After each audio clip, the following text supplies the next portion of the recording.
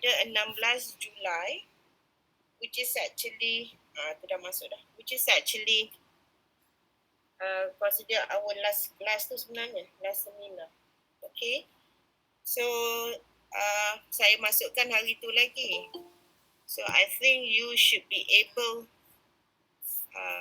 to complete the task tu sebab masa saya rasa cukup kot untuk you all complete the task. So you ada masa like berapa, 2-3 minggu lagi untuk you complete.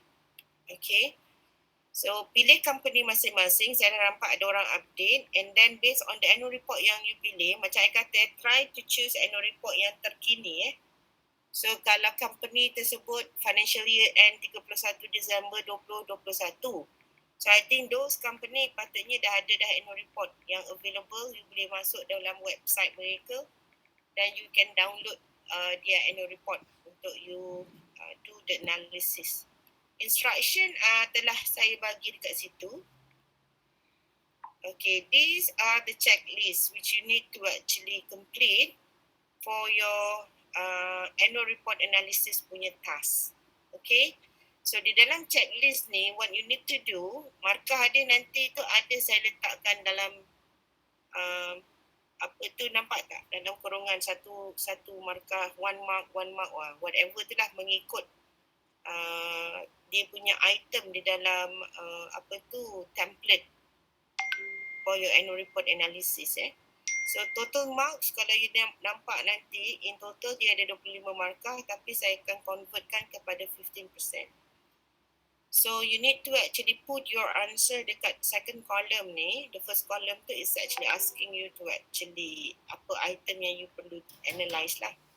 The second column is actually your answer, and the last column tu, the third column ni basically adalah column yang minta you all actually put the page number from the annual report yang that information yang you analyse tadi tu lah. Contohnya company's annual report, it would actually be on the front page of the annual report, dah ada dah. Kalau second item tu state the financial accounting period year end, you cari dalam annual report tu dekat mana dia mention company tersebut punya accounting period, and then you letakkan page mana as my reference. Okay, so go through, those are the item yang you nak kena cari lah. Okay. Okay, yang ini mungkin selalu student tanya the third item, ni the fourth one. Okay, mission or vision statement of the company. Okay. Kalau mission vision statement ni ada dekat sini kan, dia kata how it relates to corporate governance theory. Hari ni kita akan belajar CG theory.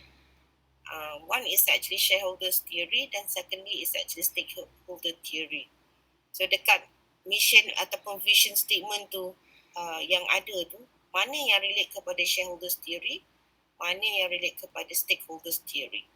So kalau shareholders theory ni, ini actually be focusing kepada return generated for investors ataupun shareholders.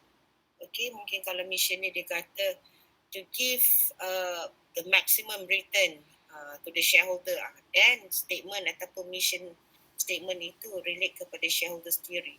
Kalau stakeholders theory, it is actually more general, maknanya it is not only, the statement doesn't actually only focus kepada shareholders tetapi kepada stakeholders yang lain. Contohnya to humanize financial punya services. I think that's Maybank punya statement kan. So yang itu is actually more relate kepada stakeholders theory. Maknanya dia try to serve public ataupun society ataupun community dengan dia punya financial services. Yang itu relate kepada stakeholders theory. So you need to actually analyse lah mana statement yang memang reflecting those theory. Dan you can tulis dekat situ. Any question, class? Seterusnya isi je dah. Dah bagi some guidance. Patutnya very clear tu, tak ada apa dah. So dah habis. Itulah checklist yang you nak kena isi. Ada soalan? Hello? Any question? So far, no, madam. Boleh kok buat kan? Tak adalah susah sangat kan? Hello? Boleh, madam. Boleh. Okay. Okay, we are done dengan, tak ada apa-apa nak tanya pasal kita punya annual report analysis punya assignment. Okay semua orang?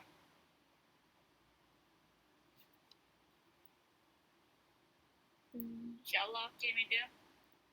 Okay, kalau tak ada apa-apa, saya nak tanya you lagi satu.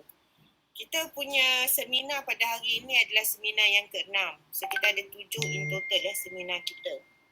Okay. So, our last seminar tu adalah pada 16 hari bulan. Maknanya minggu depan tak ada kelas, minggu lagi satu Raya Haji. So, the following week. 5 minit je. Okay.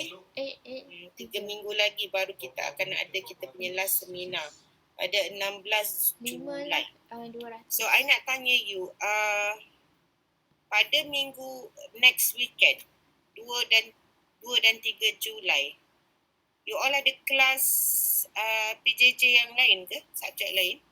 Ada, madam. Ada hari apa? Sabtu Ahad. Sabtu Ahad. Maknanya apa, dari pagi sampai ke petang ke? Hello? Saya Sabtu ada kelas pagi. Pukul 10 sampai 12. Okay. Hari Sabtu, you all free pukul berapa? Petang, madam. Petang? Petang pukul berapa? Dua sampai 6 pagi tak ada kelas. Dua ke atas tak ada kelas? Tak ada. Saya Yang pun lain tak ada. tak? Okay. Kalau Saya pun tak ada. Kalau hari Ahad? Hari Ahad saya ada kelas, madam. Ahad saya free 2 ke atas. Tak. Okay, saya tahu tadi dah cakap ada Sabtu Ahad ada kelas. Saya tanya yang waktu free. Sabtu you kata pukul 2 ke atas free. Kalau hari Ahad waktu free? Saya punya 2 ke atas. Hari Ahad waktu pagi. Hari Ahad saya full. Sampai ke petang? Tapi hari Sabtu pukul 2 tu free? Free. So maknanya sekarang ni hari Sabtu free lah. Pukul 2 ke atas.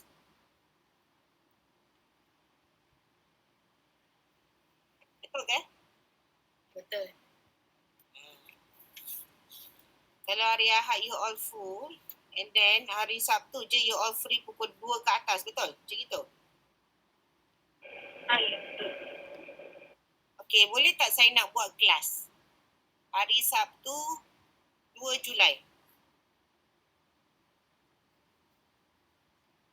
Boleh. Hello? Boleh, madam. Sebenarnya this is like macam extra class supaya saya tak nak tunggu yang sampai 16 tu dah dekat dengan final. You all dah tahu dah bila tarikh final? Dah. Apa? 6 hari bulan 8 eh? 7 bulan 8.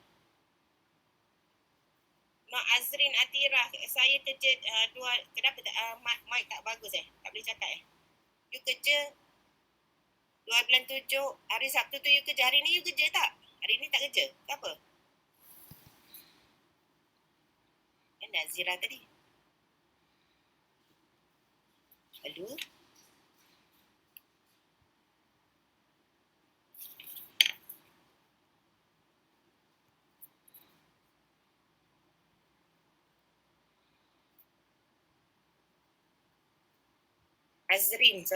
Azrin, you kerja habis kau apa?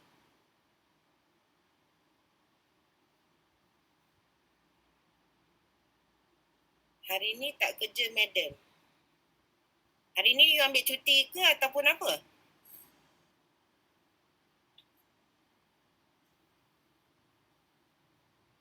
Kerja kat mana? Kat bank ke? 5:30 baru habis kerja? Hello?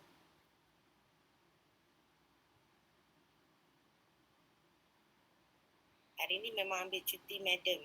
Okey. Oh, memang hari setiap Sabtu yang kita kelas ni you ambil cuti ke?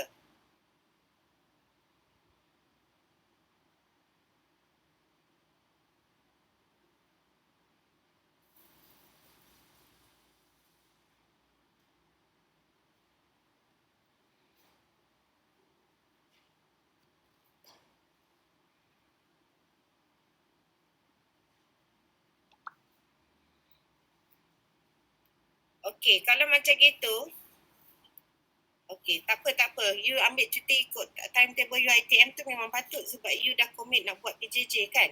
Kalau macam gitu, can we have class? Kalau kita nak facilitate Azrin, because siapa lagi yang bekerja hari Sabtu? Selain daripada Azrin. Ada orang lain ke yang kerja hari Sabtu? Azrin hari Ahad kerja ke tak?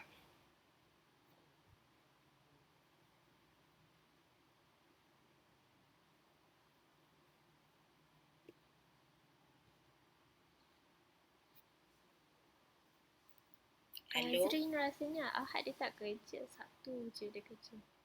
I rasa kalau Ahad kerja tu dia kena report tu. Ahad patutnya cuti dah. Okey, boleh tak nak tanya siapa yang hari Ahad ada kelas tadi kata full? Pukul berapa you habis hari Ahad? Because Azrin kerja hari Sabtu. Pukul 6, madam. Pukul 6. Ahad lepas pukul 10 free. Tak apa.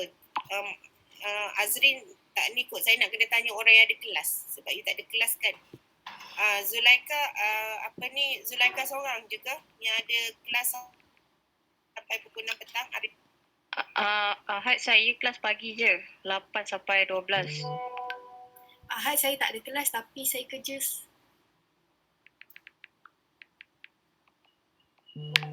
Tapi kerja. Kalau saya buat kelas malam boleh? Boleh, madam. Tak tahulah kalau malam ada orang ada kelas lagi ke? Tak ada. Malam boleh. Yang lain boleh ke malam? Nak tanya. Boleh, madam. You prefer Sabtu malam ke Ahad malam? Sabtu malam. Sabtu malam tak ada kacau siapa-siapa Boleh tahu kalau ada apa-apa. Sekali ni je kot dalam satu semester. Bukannya tiap-tiap minggu kan? Boleh saya nak log dalam diary saya, boleh? Boleh, madam. Okey, kita start pukul 8 boleh? Boleh. Okey. Boleh, madam. Saya nak habiskan syllabus you ni. Early Julai pukul 8 lah.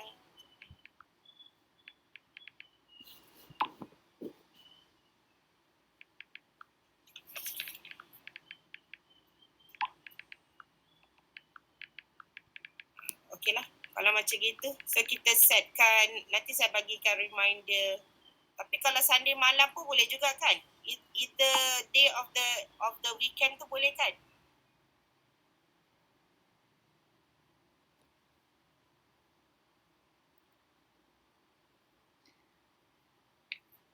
Saya tak kisah Sabtu atau Ahad malam.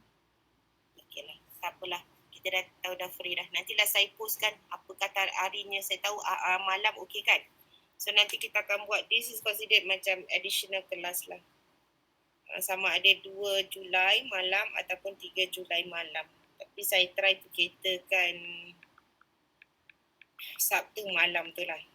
Okay. So kalau kita tengok, itu adalah 2 Julai. So kita tengok nanti 16 Julai tu mungkin revision sajalah. Saya nak habiskan syllabus by next week. So today saya nak start dengan topik corporate governance. So saya dah explain pasal annual report punya task. Dalam U Future pun saya dah masukkan juga annual report analysis punya marking scheme. So dekat situ I'm hoping that it can provide you some guidance macam mana you nak score markah untuk you punya assignment tu. Okay? So kalau tak ada apa, ada soalan sebelum saya start lecture? Tak Ada ke? ada. Okay, saya boleh proceed Boleh. Okay, kalau boleh saya lecture lah sebab dekat 2:30 dah. So kita dah done dengan briefing on assignment. Kita dah done juga dengan apa tu kita setkan extra class pada 2 Julai. Okay. Okay. So itu saja. Saya nak proceed lah. Kalau tak ada apa-apa, kita start dengan kita punya lecture.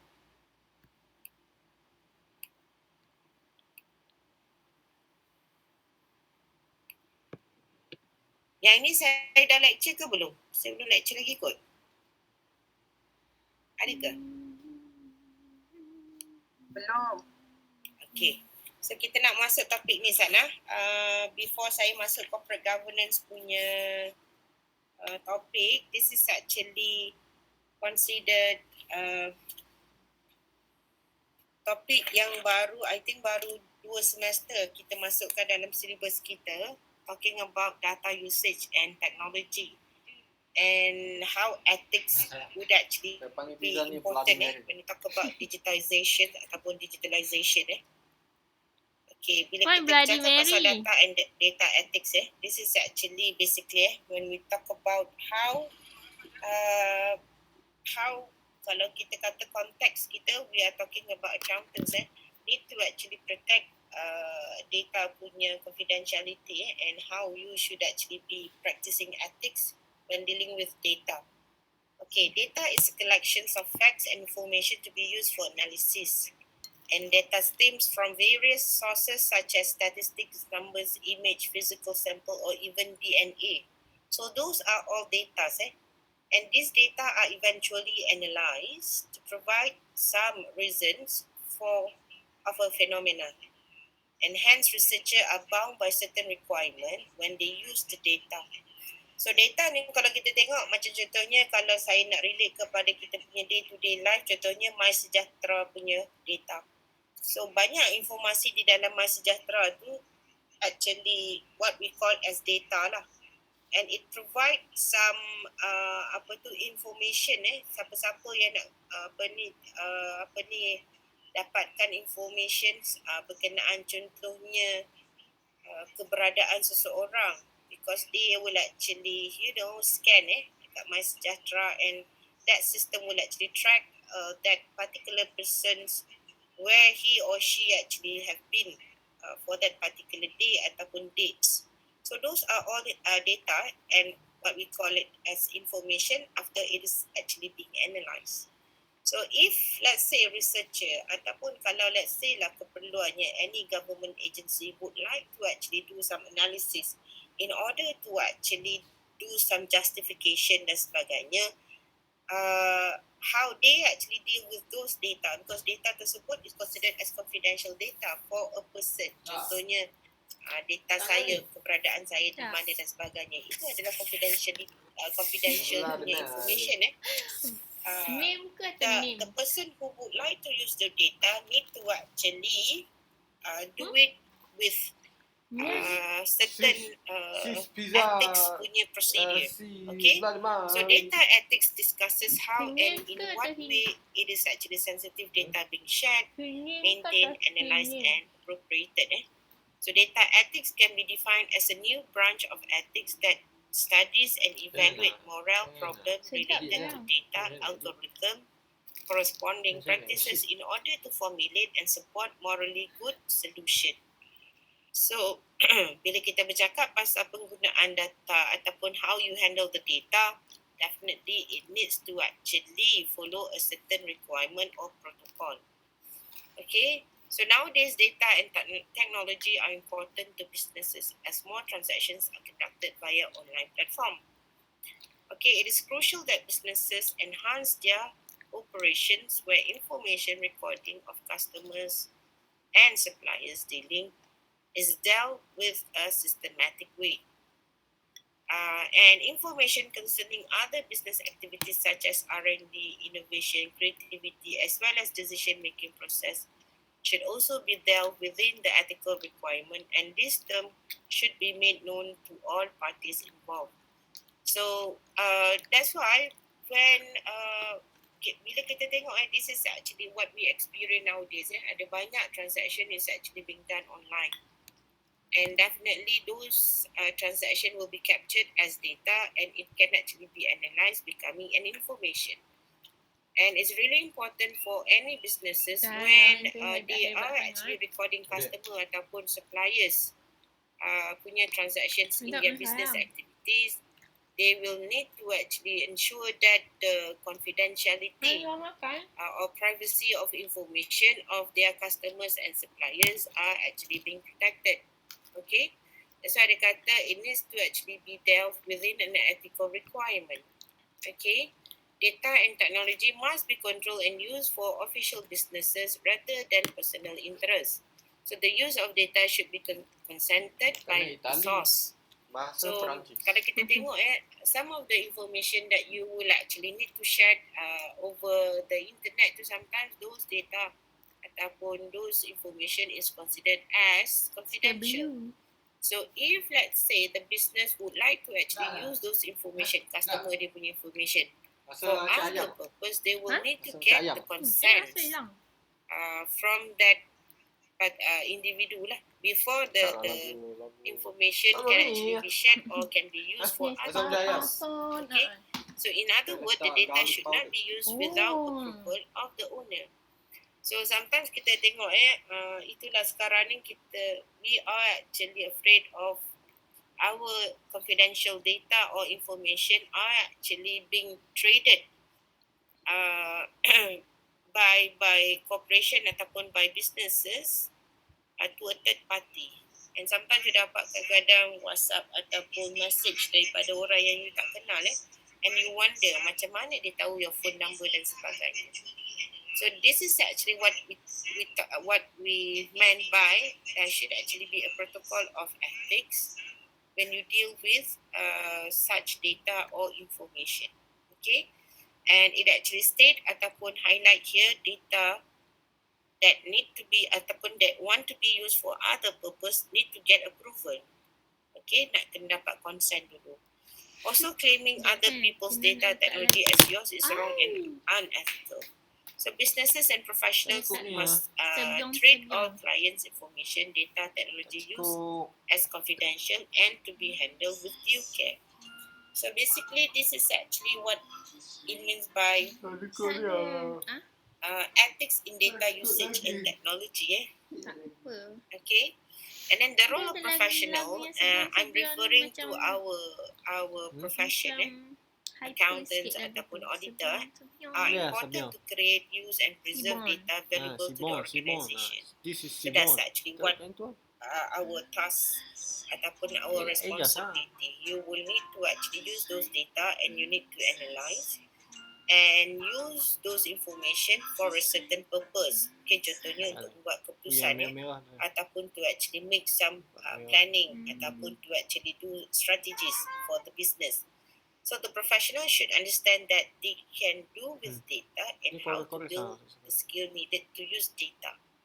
So sekarang ni because there's a lot of data that are available, but again to use the data for a certain purpose, and if that data is considered as confidential data, for example customer punya data ke ataupun supplier or creditors punya data, you will need to get consent or approval before you can use those data for other purpose.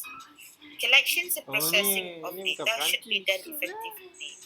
So that's why kalau kita nampak if you are using a system dan sebagainya, data will actually be captured lah di dalam system. And I think that would actually be more comprehensive compared to kalau conventional punya cara contohnya yang macam sekarang ni kalau you do it macam physical bayar dan sebagainya, mungkin tak ada audit trail ataupun documentation yang lengkap. Tetapi if you are actually doing it online, contohnya transfer online, e-wallet dan sebagainya, definitely there will be trace of information for all those transaction. And that would actually be ensuring businesses will actually Ni oil capturing cashew lah. all the necessary data lah that took place in their business operation. However, there is also threats to data and technology usage. Contohnya, there would actually be a possibility of computer fraud, software error ataupun sabotage.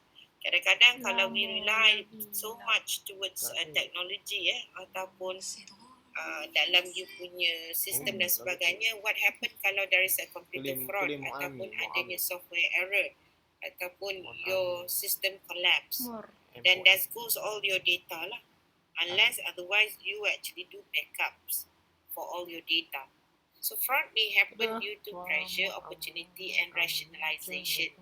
So this is actually computer fraud ni, it can nama pun computer fraud kan, it is actually conducted by fraudster lah, and this fraudster knows how to actually manipulate the system. So that's actually also dangerous. Kalau software error sometimes that's actually beyond our control. Sabotage is also actually due to fraudster. So why computer fraud happen ataupun sabotage happen? It's actually due to fraud triangle tu lah. Due to pressure, there is an opportunity to conduct it, and they will actually rationalize kenapa dia buat perbuatan tersebut. Okay, next is actually how you monitor data and technology use. So you need to actually perform internal control evaluation, implement effective supervision, use responsibility accounting system, monitor system activities, track purchase software and mobile devices, conduct periodic audit, okay, and then employ computer security officer, engage forensic specialists. If you don't have any specialists in your organization, install fraud detection software and implement fraud hotline. Okay, so that is actually about ethics in data usage and technology. Ada soalan, kelas?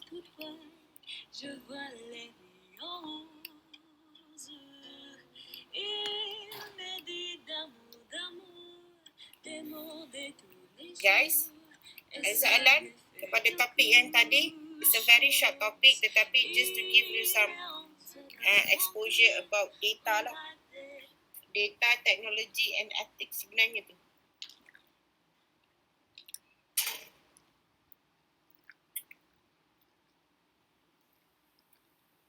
Boleh kita proceed kalau tak ada soalan?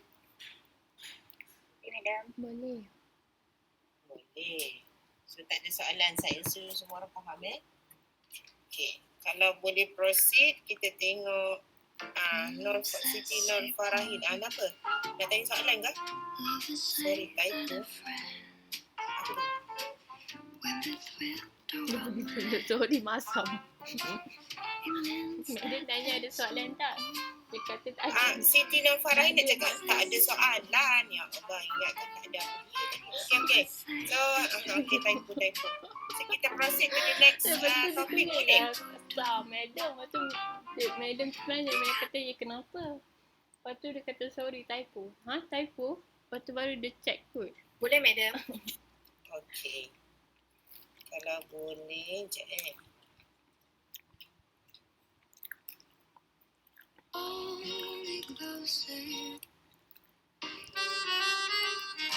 Let's buka slide tu.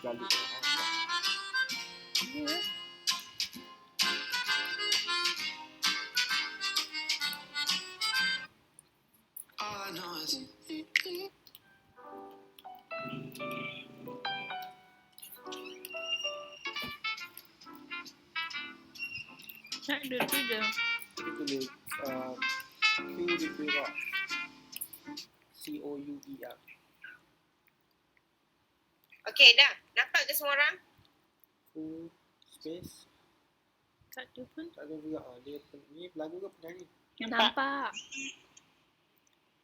Dia mana-mana boleh. Tak ada.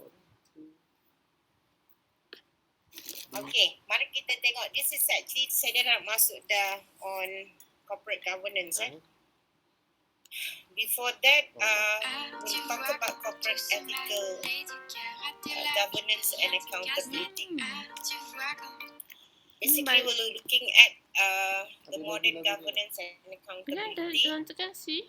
and I will explain a little bit on corporate governance and accountability practice, framework to shareholders and stakeholders, DE. and then what are the threats to good governance and accountability, and the key element of corporate governance and accountability.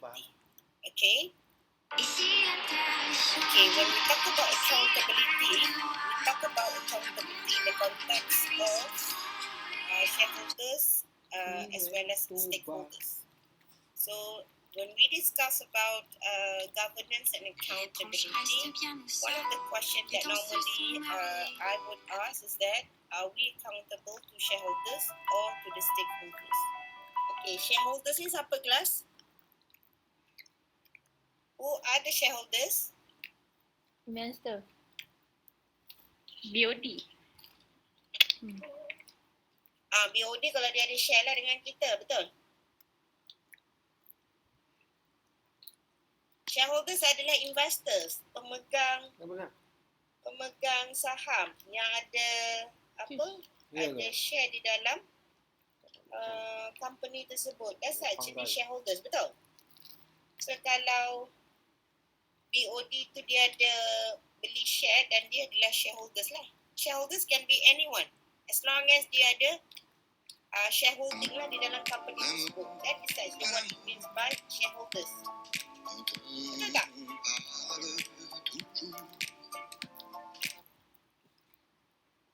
Hello? Yang tulis soccer. Tak dengar apa? Tulis soccer.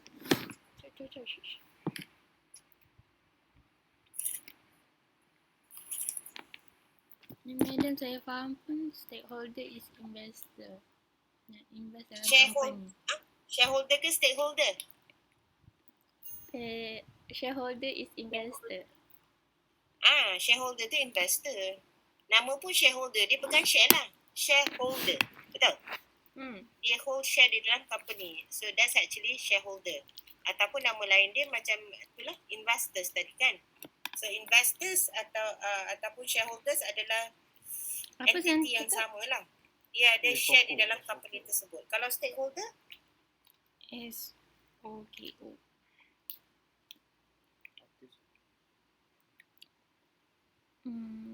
Stakeholder. Kena nak Stakeholders apa? Google tak boleh sebab What do tengah you understand by rakam. stakeholders? Hello? Ini selalu keluar dalam soalan ni. Sekejap lain lah madam. Stakeholder macam customer kan? Okay, ada orang lain. Stakeholder, customer. Nama pun stakeholder, pemegang taruh. Customer is actually one of the stakeholder lah. Tapi what do you understand by stakeholder? Sekejap. Anybody that will actually be impacted by the company's activities directly or indirectly. So it can be macam you kata tadi customer. Selain pada customer, siapa lagi stakeholder? Siapa yang kita boleh classify sebagai stakeholder? Workers. Workers pekerja. Itulah Lagi? saya. Lagi?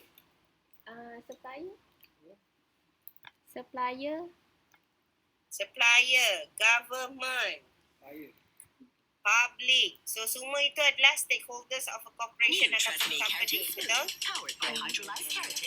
So siapa-siapa lah bila you analyse, you tengok selalunya dalam soalan antara soalan yang dia akan tanya, dia dah bagi senario, lepas tu soalan dia adalah identify the stakeholders in the case. So you nak kena identify siapakah stakeholders, siapakah shareholders. Okay? So basically, the organisation is accountable to many parties, which involve shareholders, of course, dan juga stakeholders. Shareholders kenapa dia accountable? Sebab shareholders lah yang actually provide capital to the company to actually operate. So there's actually a legal binding between companies dan juga shareholders. But companies also are accountable to stakeholders. Walaupun stakeholders doesn't actually hold any share in the company, but they are actually accountable in a strategic relationship.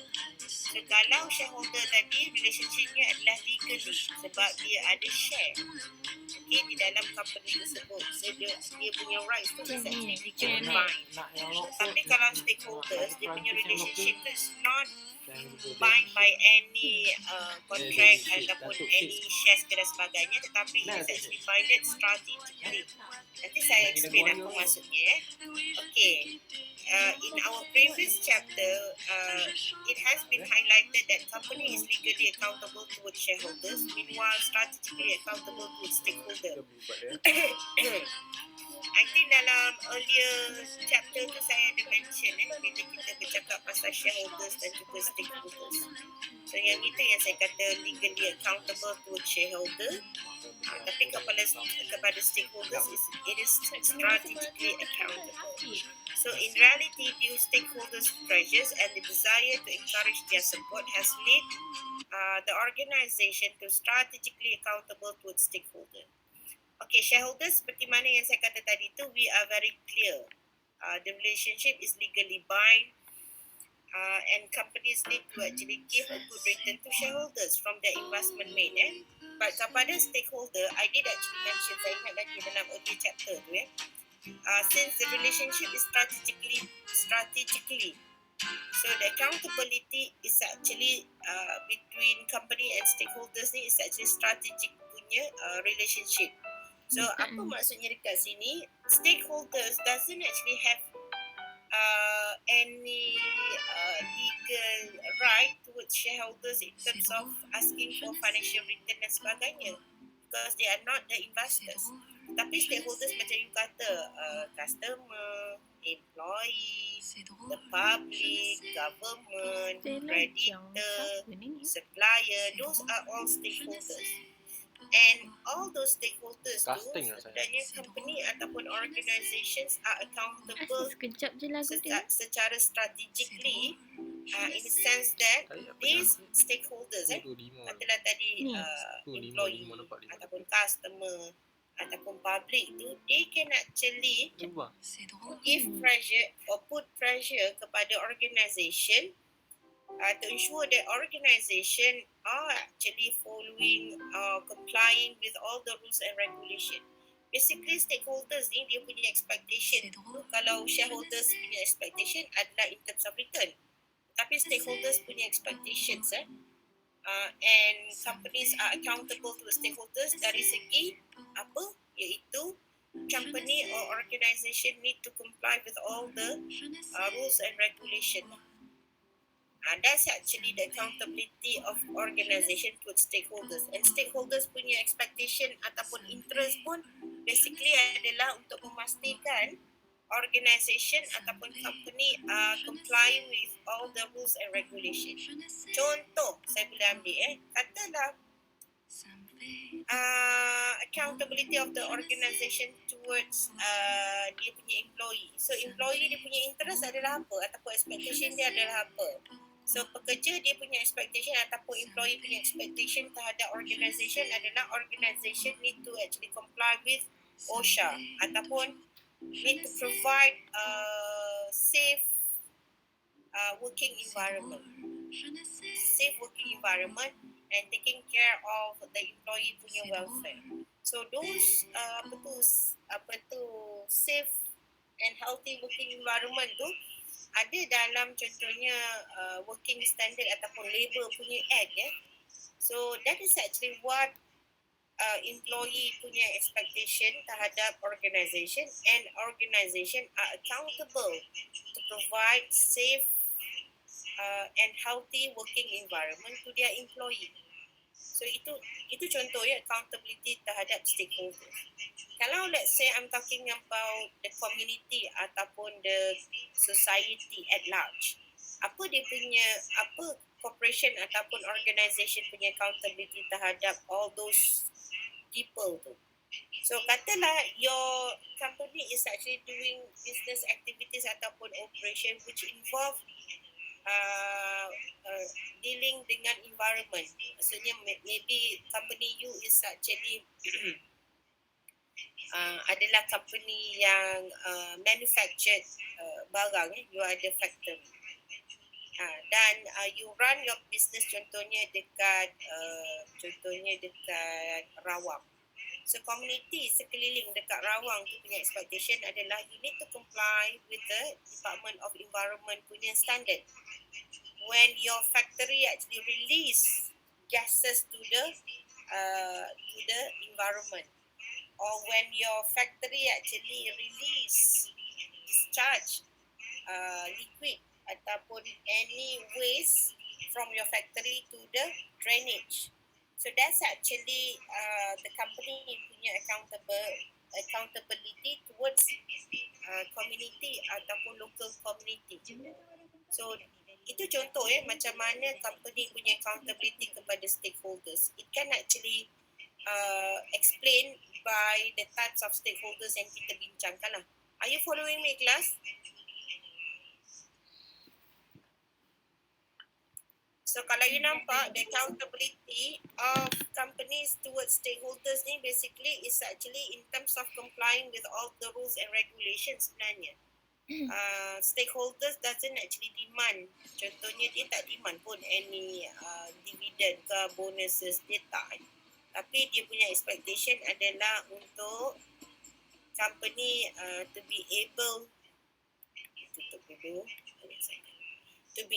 to comply with all the rules and regulation to ensure that contohnya kalau saya ambil tadi employee, the welfare of the employee are taken care of contohnya. Kalau saya ambil tadi stakeholders ni adalah community, ensure that the community where your factory are located and operated are actually being safeguarded lah by best practices in manufacturing. Maknanya tak ada pencemaran udara ataupun pencemaran di dalam longkang dan seterusnya ke sungai, sebab you follow all the standard which need to be complied lah by your organisation. Okay, so apa maksudnya dia kata dekat sini, the third sentence ni dia kata stakeholders pressure can encourage organisation to strategically accountable adalah di mana katalah contohnya welfare of your employee are not being taken care, ataupun employee of the organisation punya working environment are not safe and it is not healthy working environment, you can see that nanti employee will actually retaliate, marah dan sebagainya, and that actually cost maybe you punya business ataupun operation of your organisation terjejas. Okay, so it actually resulted kepada mungkin delay in producing whatever goods that you are supposed to produce dan sebagainya. So that's why those are the pressure that the stakeholder can actually put towards the organisation. So that's why lah kalau you nampak dalam mana-mana organisasi akan ada labour union dia, persatuan pekerja. So persatuan pekerja ni akan menjaga kebajikan pekerja. So mereka boleh, they can actually put pressure towards the management of the organisation in ensuring that their welfare are being taken care of. So yang itu maksudnya stakeholders can actually give pressure, and that pressure can ensure that company ataupun organisation will actually accountable for towards that particular stakeholders lah. Kalau macam tadi kan labor union tu will actually be taking care of employee lah as a stakeholder. Kalau let's say contohnya community ataupun the public, okay, dekat situ you akan nampak pressure-nya tu dekat you akan nampak dari segi bila orang report adanya in compliance kepada environment punya standard, dan enforcement agency will actually come in dan juga take actions toward the company. Yang itu is actually again a pressure towards company to comply with all the requirement lah.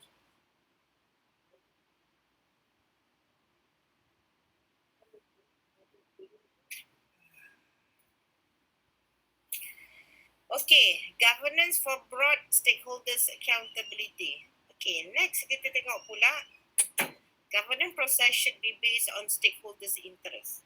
So whatever governance mechanism that company ataupun organisation would like to formulate and adopt in their organisation, it should be based on stakeholders punya interest. Okay, so according to stakeholders accountability oriented governance process, Board of Directors must take all stakeholders' interests into account and embed it into company's vision, mission, policies, code, practices, compliance and feedback arrangement. So yang ini boleh tengok dekat page, sama ada, tapi saya rasa ini dekat buku. Tapi ini still lagi buku Dunes Nanti bila masuk corporate governance tu, buku yang saya share tu. Ada tak you tengok ada satu buku yang saya share? Good corporate governance tu.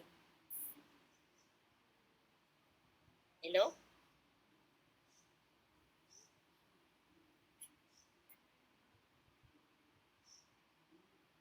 Hello.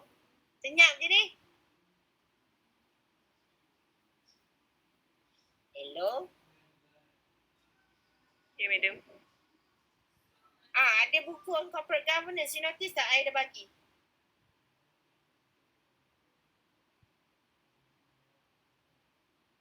Ada madam yang 44 page tu kan? Dah download dah? Dah. Yang tu lah yang sekarang topik yang saya ajar lagi ni. You kena refer buku tu. Okay, tapi yang ni still lagi buku Dunes boleh tengok So whatever governance punya mechanism that company would like to formulate for the organisation, they will need to consider and take into account stakeholders punya interest. And those interest tadi tu memang kena incorporated di dalam company's vision, mission, policies, code, practices dan sebagainya. That's why dalam you punya assignment tu, I would like you to analyse statement on vision and mission tu. Ada tak contohnya stakeholders punya interest being embedded di dalam dia punya vision statement ataupun mission statement. Okay? And then identifying organizational value through the foundations of behavior and integrity. So shareholders and stakeholders' interests are incorporated and integrated into the company's strategy, planning and decision making.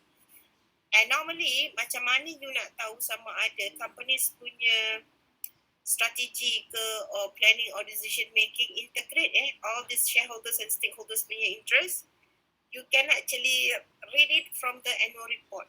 So yang itu yang activities yang saya minta you buat tu.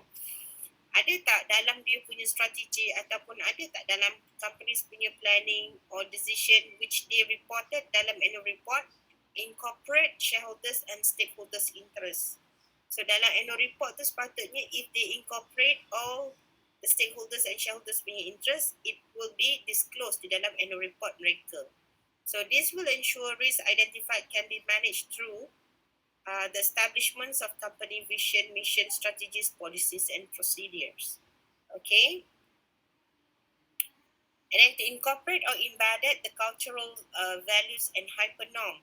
So this is actually whereby all important values, especially cultural values, if you are actually operating in Malaysia, you will need to actually be addressing the Malaysian community punya values and also the hypernorms are included as an acceptance and respect is guaranteed in dealing with many cultural values.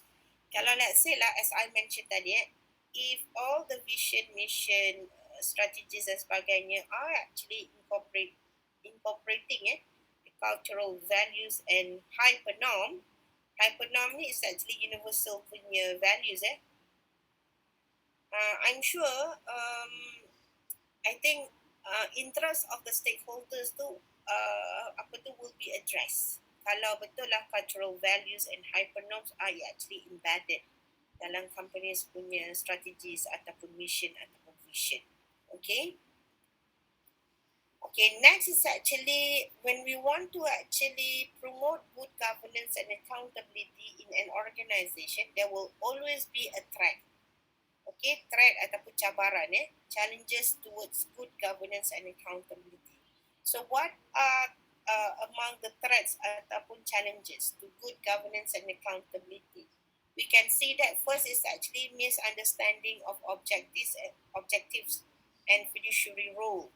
So normally sometimes kalau you nampak untuk board of directors, sometimes there are board that fail to understand what are their fiduciary roles as a board of directors. Contohnya kalau dia adalah non-executive independent directors. So these non-executive independent directors, dia ada dia punya responsibility to actually do the check and balance in the board of directors dan sebagainya. So if there is actually a misunderstanding of their fiduciary duties ataupun role, so they may fail to actually to discharge their role effectively. Failure to identify and manage ethics risks, yang itu pun sama. So it's really important for any corporation to be able to identify what are their risks. So identifying risks and managing risks is actually part of good corporate governance ataupun good governance. So if they fail to identify and manage these risks, it will also actually contributing to failure in having good governance and accountability. Next is actually if there is any conflict of interest. So conflict of interest can actually be among the board of directors ataupun among the top management. So if there is conflict of interest, that will actually resulted kepada itulah fraudulent activities ataupun misuse of power dan sebagainya. So that also actually resulted kepada fail to promote good governance and accountability.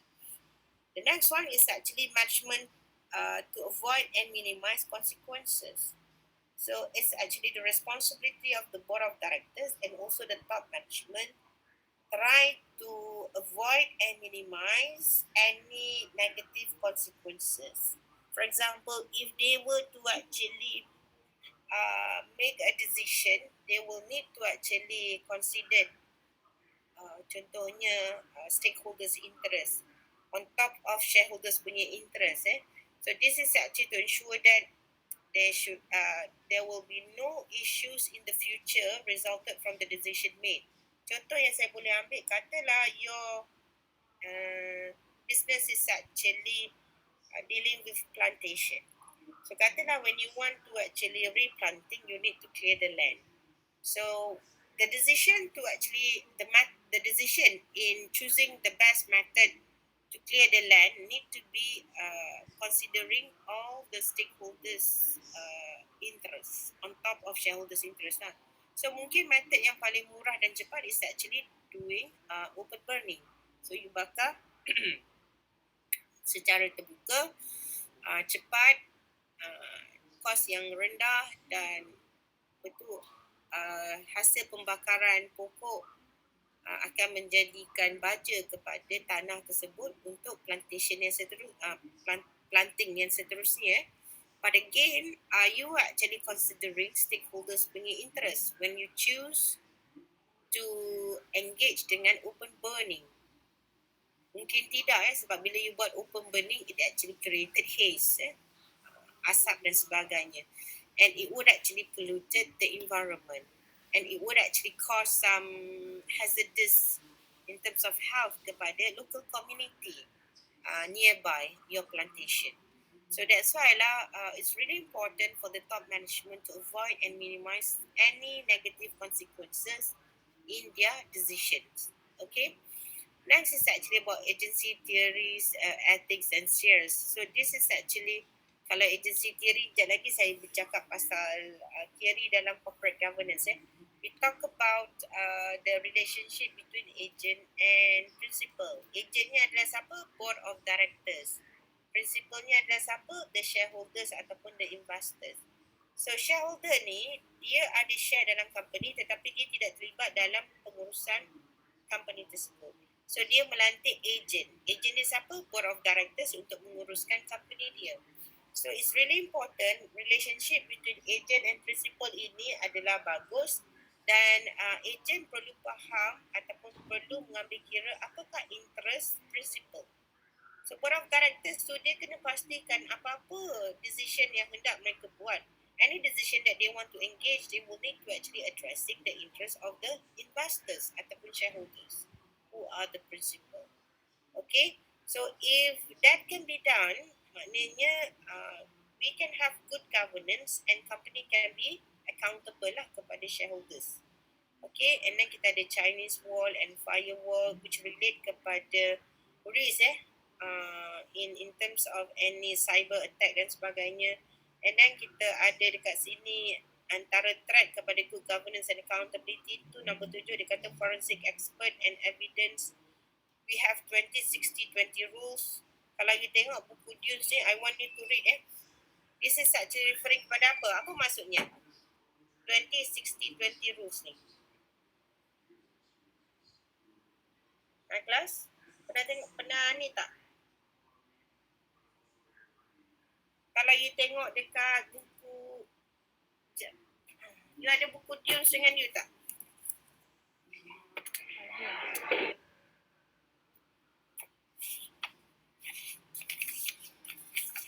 Halo?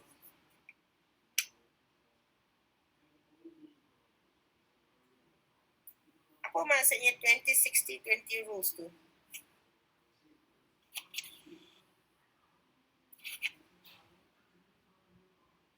Nanti sekejap, I nak tunjuk kalau dalam buku ni it would actually be on page. Sekejap ni dia, tak ingat dah page ni.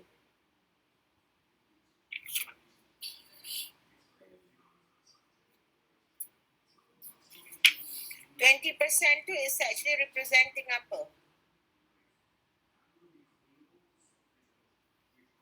60% tu apa? Another 20% tu apa?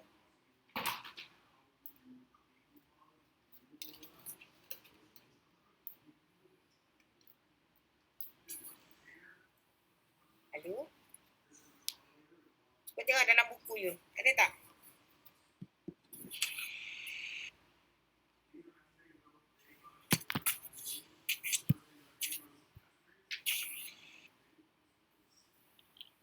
Class? Ada kan? So kalau you tengok 20-60-20 rules tu, this is actually whereby forensic expert lah punya ways of identifying this rule ni sebenarnya they suggest in general population we can actually divide into 3 category of people. The first 20% is actually they would never commit fraud. So maknanya ni adalah golongan yang baik lah.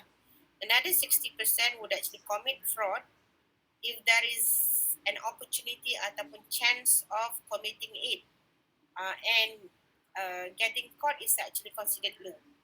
Okay, so banyaknya tu daripada 100% to 60% adalah orang yang akan commit fraud and they will try to actually get away with the fraudulent activities. Okay, the last 20% tu adalah a group of people that will actually commit fraud regardless of the circumstances.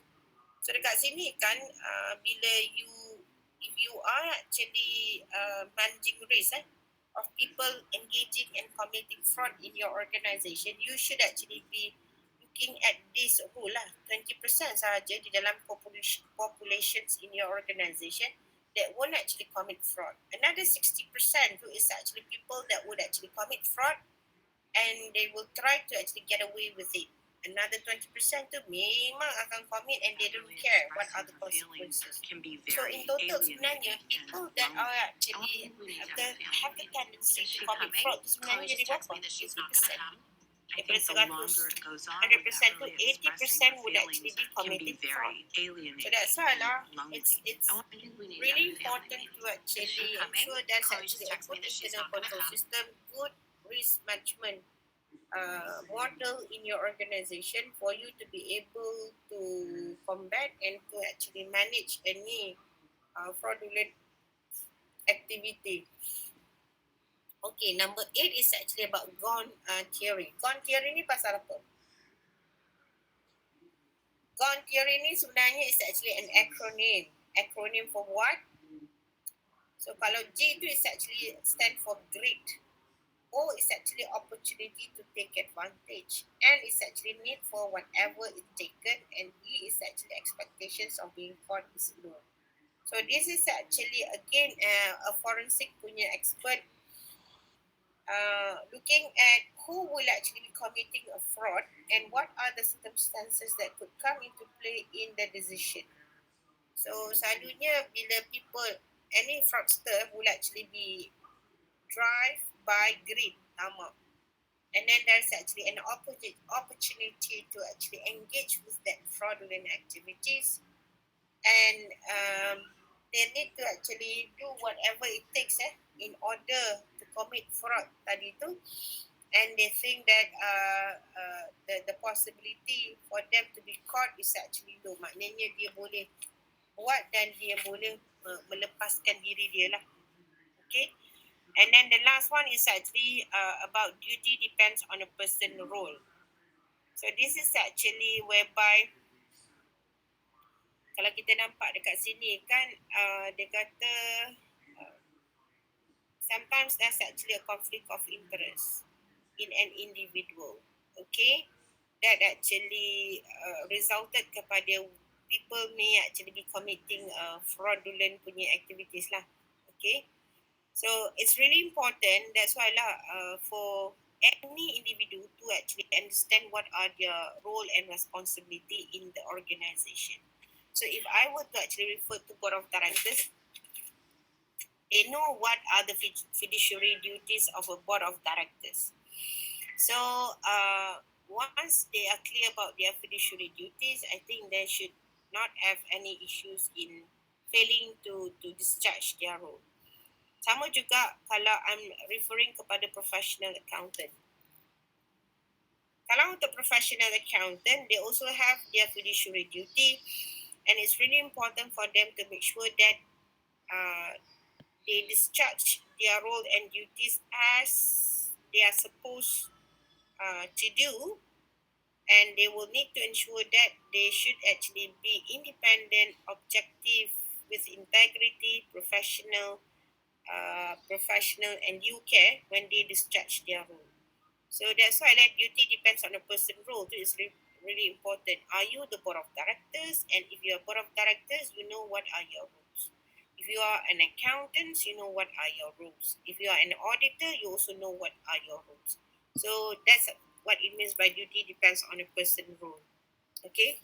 So the key elements of corporate governance and accountability basically kan kalau you nampak dekat sini that's actually stages when you want to actually implement good governance and accountability in an organization. So kalau you nampak dekat belah kanan tu sebenarnya you will actually be referring kepada contohnya sebab phases dia adalah first you need to develop, you need to implement, you need to manage, then you will get ethical corporate culture. So kalau developing these corporate governance and accountability punya culture in your organization, you can refer to figure 5.7, page 255. Ni buku lama lah. So you akan nampak dekat situ you have the element of organizational culture, the reinforces of organizational culture through mission, vision. Okay, and then you have that individual ataupun team outcomes, and after that barulah you akan ada organizational punya effectiveness. Okay, so kalau dekat level implementation tu you boleh refer kepada table 5.8 di mana kita nampak dekat situ the important aspect of ethical culture tu kan, we look into ethical leadership by the executive dan juga supervisor, the reward system,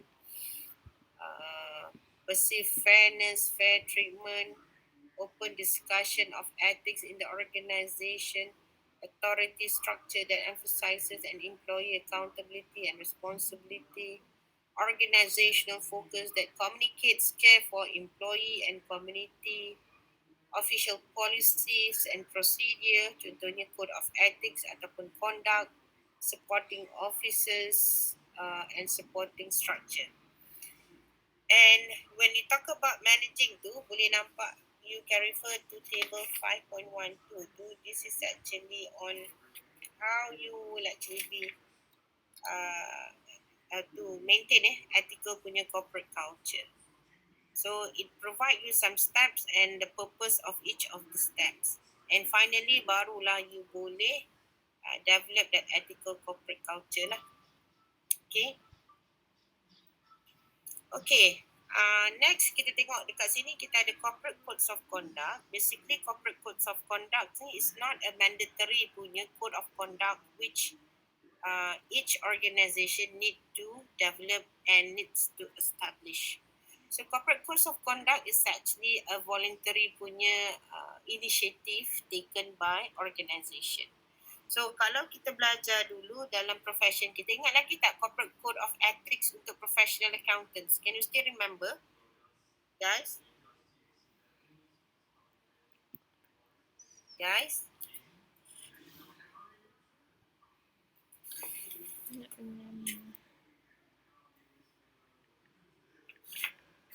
You ni ada bersama saya ke dah tak ada? Aduh.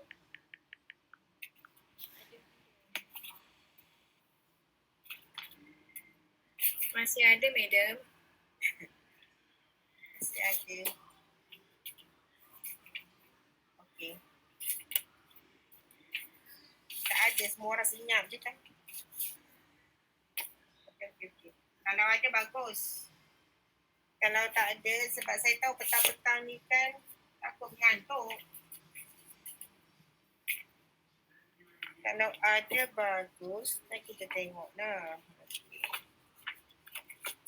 So kalau kita tengok dekat sini, corporate code of conduct macam I mention tadi, it is a voluntary punya initiative taken by organisation. So there is no like a mandatory for corporation to actually have corporate code of conduct. So company can actually engage and have their own corporate code of conduct, and that's why it is actually something which is actually voluntary in nature. And it is actually very unique to an organisation. So maknanya dia tak ada lah macam contohnya MCCG tu kan, it is actually being used a code of on corporate governance that actually being referred to all organisation. Tapi bila kita cakap pasal corporate code of conduct, it is actually very unique and it actually more based on the organisation. Okay, so the reason being because it is actually voluntary benda ni voluntary, tapi kenapa company still lagi nak juga ada this corporate code of conduct, basically just to actually reflect and shows to the public that the company actually practice good governance and they have good ethical values. So just to prove to the public that they are actually accountable and practice good ethical punya conduct, good governance, then they actually pledge ataupun dia tunjukkan dia ada, company tu ada corporate code of conduct. Okay, company business ethics principles stress two objective. Apakah dia? The first one, improving employee capability for decision making in accordance with policy and legal requirement. So this is actually whereby normally dalam corporate code of conduct ni basically lah it would actually be addressing how employee will actually be responsible to make ethical decision that is in accordance with policy and legal requirement. The next one is actually to provide concrete expressions towards company mission through duties and responsibility. Okay, so dalam corporate code of conduct ni basically dia akan ada purpose, focus and orientation, code, content and scope and implementation. Okay, and basically the rationale developing code of conduct in any organization is that it actually provides some sort of an instrument kepada organisation in addressing good conduct or good ethical conduct in their organisation, and they also actually that instrument should also actually facilitating in terms of compliance, macam mana nak make sure compliance kepada any policy, legal requirement dan sebagainya, and they also wanted to actually showcase kepada stakeholders their commitment towards uh, good practices ataupun good governance, and it is actually being translated dalam values and missions of the corporation ataupun company lah. Okay. And one thing about corporate code of conduct ni, kalau you perasan, since it is actually very subjective from one organisation to another, you can see from the code of conduct of that organisation who are the stakeholders that they prioritize. Kalau dalam code of conduct company tersebut dia mention banyak about dia employee, maknanya stakeholders yang dia nak jaga adalah employee dia lah. Okay, ataupun kalau you nampak code of conduct dia banyak bercerita pasal the community ataupun the society, maknanya stakeholders yang dia really actually address adalah stakeholders ataupun community. So it depends kepada company tu punya code of conduct. Okay. So you need to develop, maintain ethical corporate culture, and then in order to maintain that ethical corporate culture, you need to establish an effective internal control system. This is actually as a due diligence defense for directors and officers sebenarnya. If you have a good internal control system in place, meaning to say you have good governance in place, compliance system is good, anything happen in the future, it would actually be protecting the directors ataupun the officers in the organisation. So maknanya orang tak boleh tuduh lah adanya malpractices ataupun abuse of power because internal control system is in place. You punya code corporate code of conduct pun is in place. So the directors and the officers are actually following through the compliance ataupun the governance processes. So kalau nak tuduh mereka tu ada melakukan pecah amanah dan sebagainya, mungkin adalah dia punya defense, dia kata kita follow all the compliance or the regulations spell out in the company. And then effective empowerment for employees to make ethical decision. This is actually whereby it's important for adanya delegations of power for employee to engage dengan ethical decision and sending proper signal to external stakeholders that corporations ataupun company is actually practicing good governance in their organisation. Okay, having said all that, at the end of the day, it actually come back to ethical leadership. So we are talking about tone at the top ataupun setting tones from the top. This is actually whereby the role of leaders in developing, nurturing, implementing, monitoring culture of good governance should actually come from the top. And basically, talking about ethical leadership ni kan, we can say that among the character that leaders should possess would actually be leaders should actually have integrity, trustworthiness, honesty, sincerity, dan juga forthrightness. So those are some of the characters that leaders should have ataupun should possess. Okay. Okay. Sudah. Okay, ada soalan?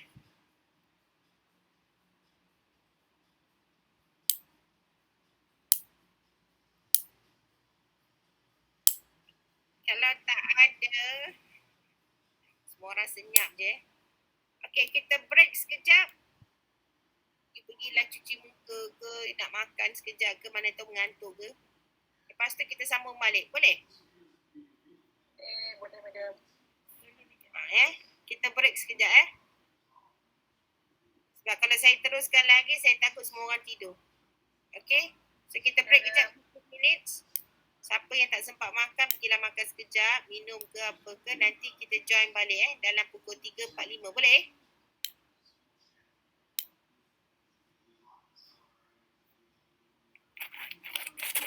Okay, madam.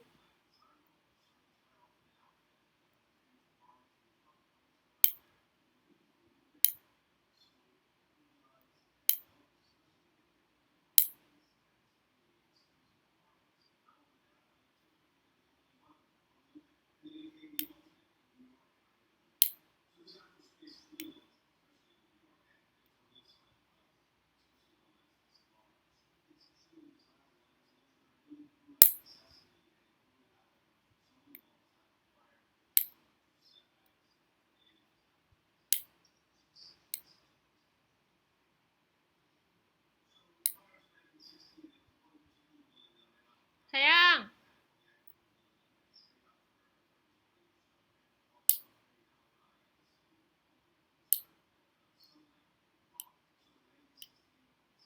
Sayang.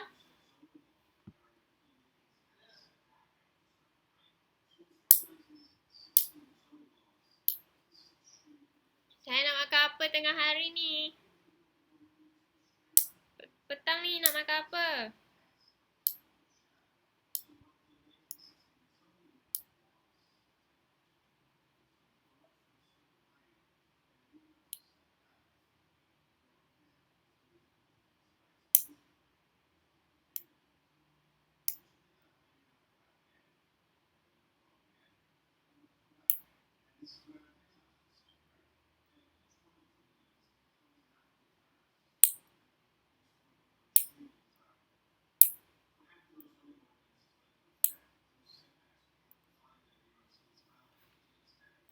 Sayang.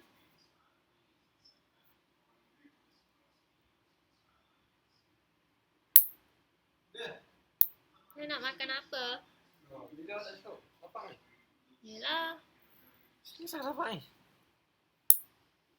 Saya nak makan apa ni?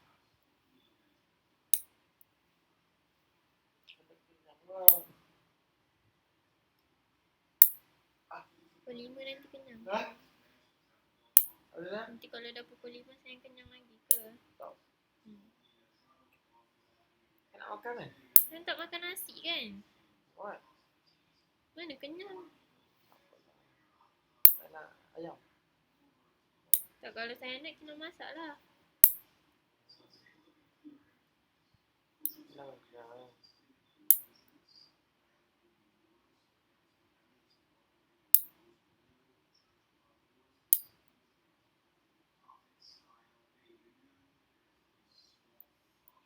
Ada magi-magi kiau ni.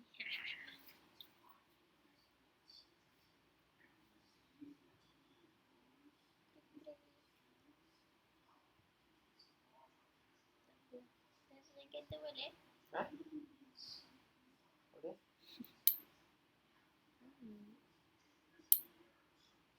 Minum kereta boleh? Minum kereta. Kenapa? Minum nak jalan. Nak apa? Nak jalan. Jom lah. Nak jalan. Kayak tunggu sayang. Ada kelas apa ni? Ada. Kelas ni habis pukul 4. Jangan pergi mandi. Oh, saya nak cuci kipas Nak Kina tolong? Saya tadi. Kina nak mandi lah ni. Tadi. Tak habis tadi.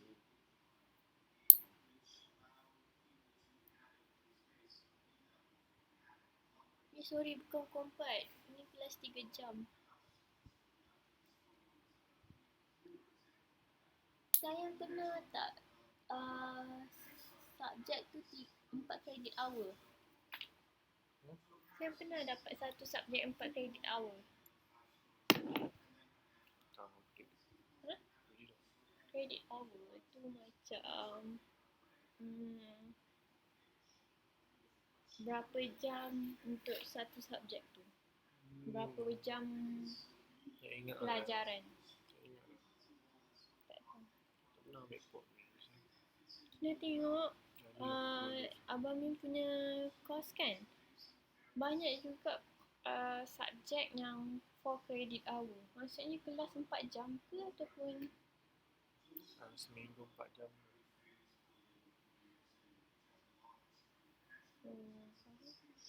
sebab Kina punya ni 3 credit hour, so memang 3 jam lah.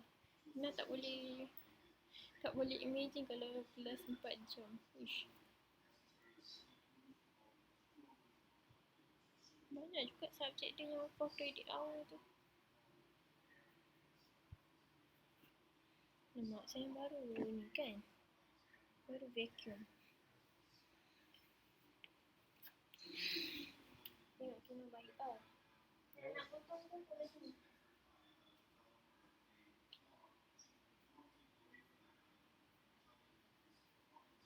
Baby kan, kalau kita dah cukur rambut dia, memang dia akan bertukar rambut Kak sana? daripada lurus boleh jadi kerinting. Dah ada. Hanzala tu. Hmm? Hanzala tu. Tak. Sebab kat ni masa kat dulu sebelum cukur rambut dia lurus.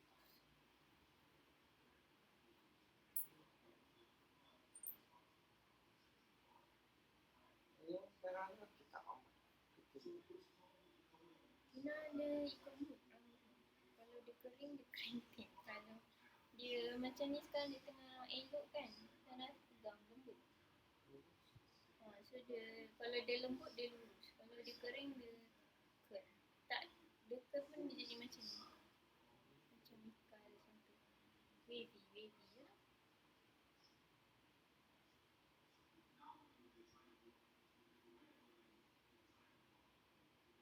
Kena tengok anak. Kena kenal Sharifah Zakina. Kan, ada Sharifah tu. Pelakon dia, kakak dia Sharifah Syahira tu. Yang Faridu tu kan. Kena tengok anak dia masa baby lurus rambut. And then bila tak tahulah dia cukur ke, and then anak dia makin besar ke, afro. Macam mana boleh jadi cantik? Rambut tu tak bebas. Cukurnya rambut dia sebab folikel rambut. Kalau folikel rambut pasti dia folikel rambut di pongol dia.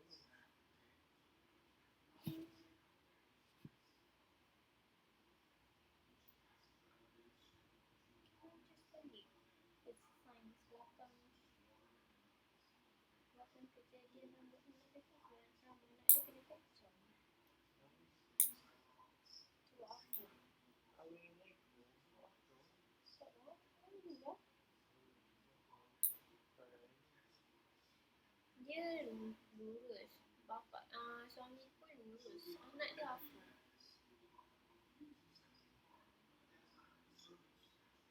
kapal mana dia? Kapal rambut anak dia. Tak.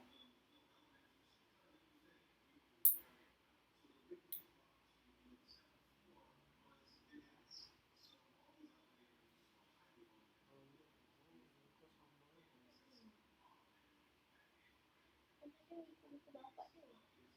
Muka suami dia.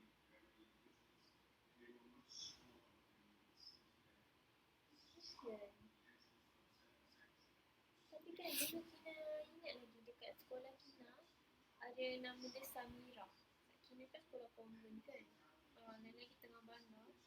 So macam kadang-kadang anak expatriate hantar kat sekolah Kina. Kata ada seorang tu, dia rambut afro tau. Nama dia Samira.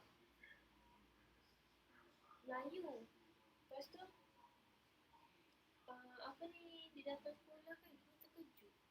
Saya pakai baju Melayu tapi rambut ni keluar afro. Lepas tu tanya dia, dia junior Kina tak kena tanya dia, parents awak Melayu ke ataupun ada nenek ke kan. Lepas tu dia cakap, tak lah, saya tak ada keturunan afro pun, mak bapak saya dulu Melayu. Lepas tu dia cakap, saya tak tahu macam mana saya boleh dapat.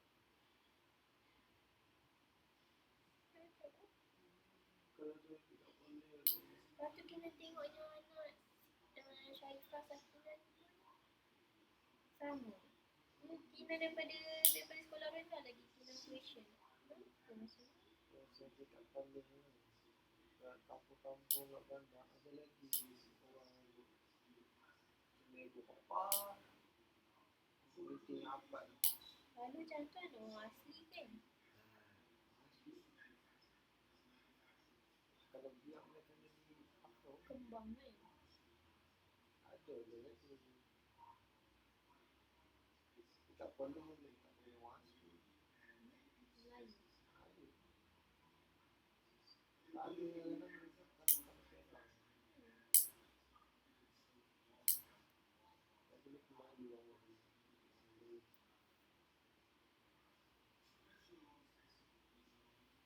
Melayu. Okey.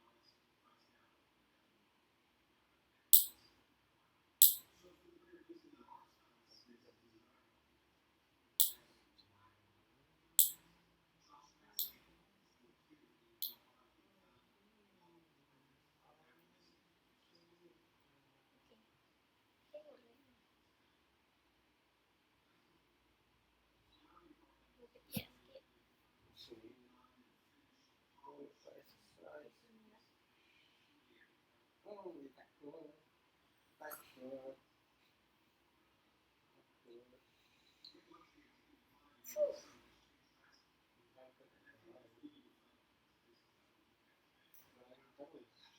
Saya punya bau spicy. Saya tak spicy.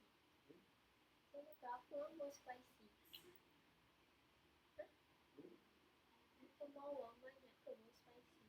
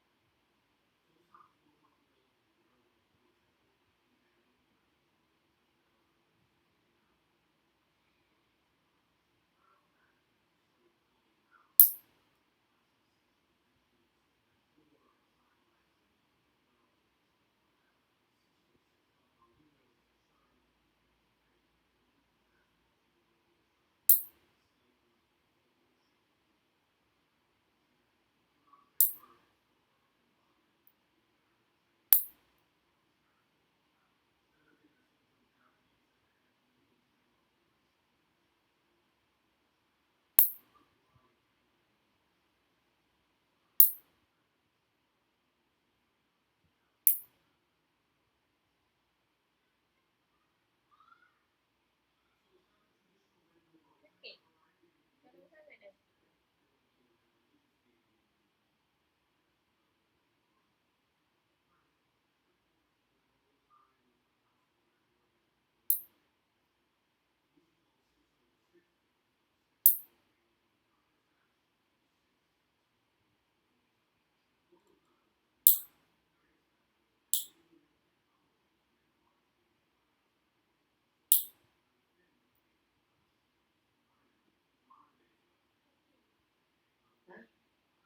Ini betul-betul dahsyat. Yelah saya nak buat kena makanan. Coba Lah. dia kata. Baru hari tu ni. Tengok ni.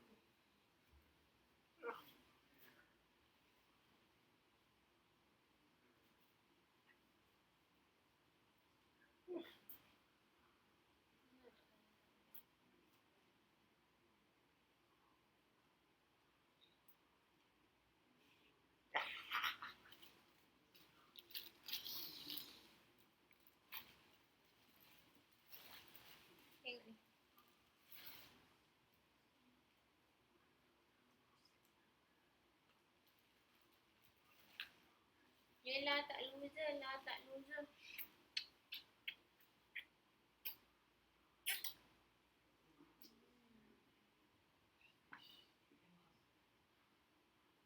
Apa dia? Janganlah pukul.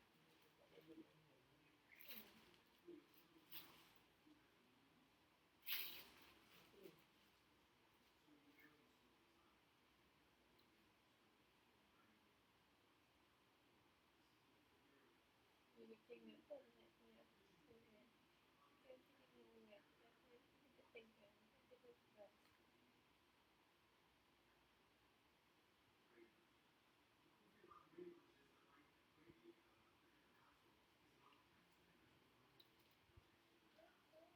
Dia tak buat apa pun.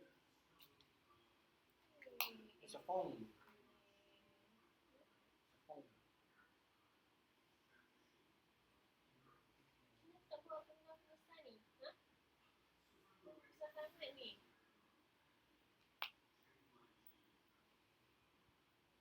Susah sangat ni.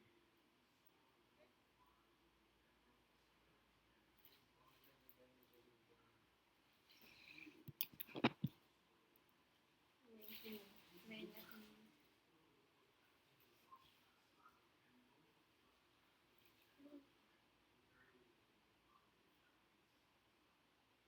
Kaboom. Tengok aja lagi. Ai.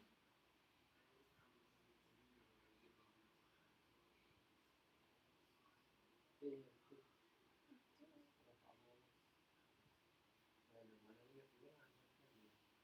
Apa lah tak ikut. Ada. Dengar kita cakap tak ada tu dia nak pegang. Apa tu? Tak nak main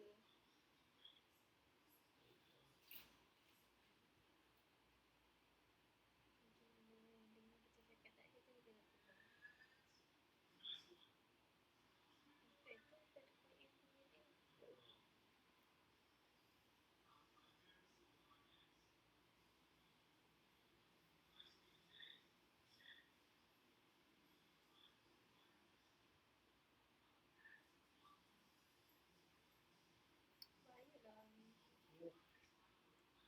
Apa guys tu? Nak ni cuci kan? Baju ni.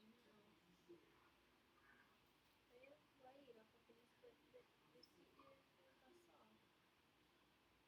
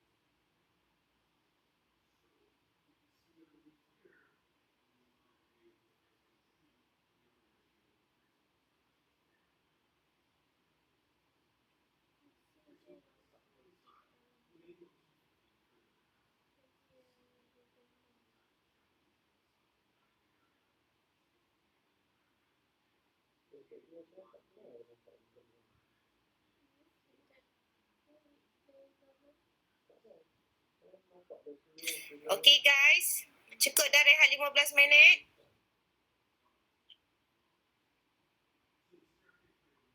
Hello.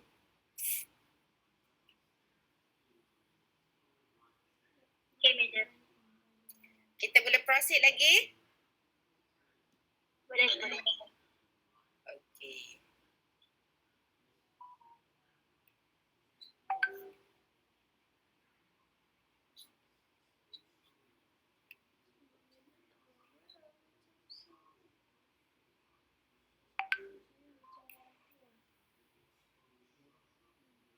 Nampak ke skrin?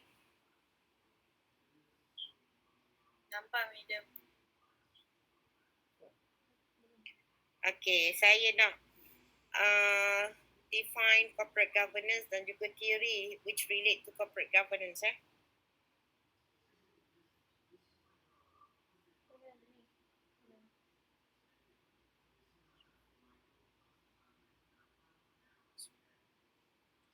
Okay, kita tengok dekat sini basically I'll be defining what is actually corporate governance, and then what are the theories which actually relate to corporate governance. Saya tak discuss semua teori lah, saya discuss a few theories saja, which is actually agency theory, transaction cost theory, stakeholders theory dan juga stewardship theory. Okay. Definitions of corporate governance ni sebenarnya you boleh tengok from different entities punya definition. Dia bukan ada satu general definition. Different entities, contohnya Capital Report will have their own definitions of corporate governance. OECD pun ada dia punya definitions on corporate governance. Di Malaysia pun kita ada our own definitions of corporate governance. Kuvo, Gatama, semua ada dia punya definitions.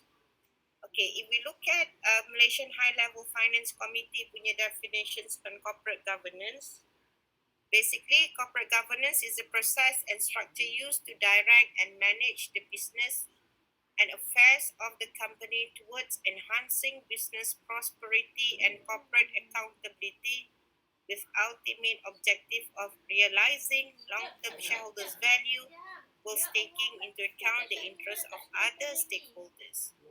So dekat sini saya highlightkan bila bercakap pasal corporate governance, it is actually a process and structure. Process and structure for what? To direct and manage the business.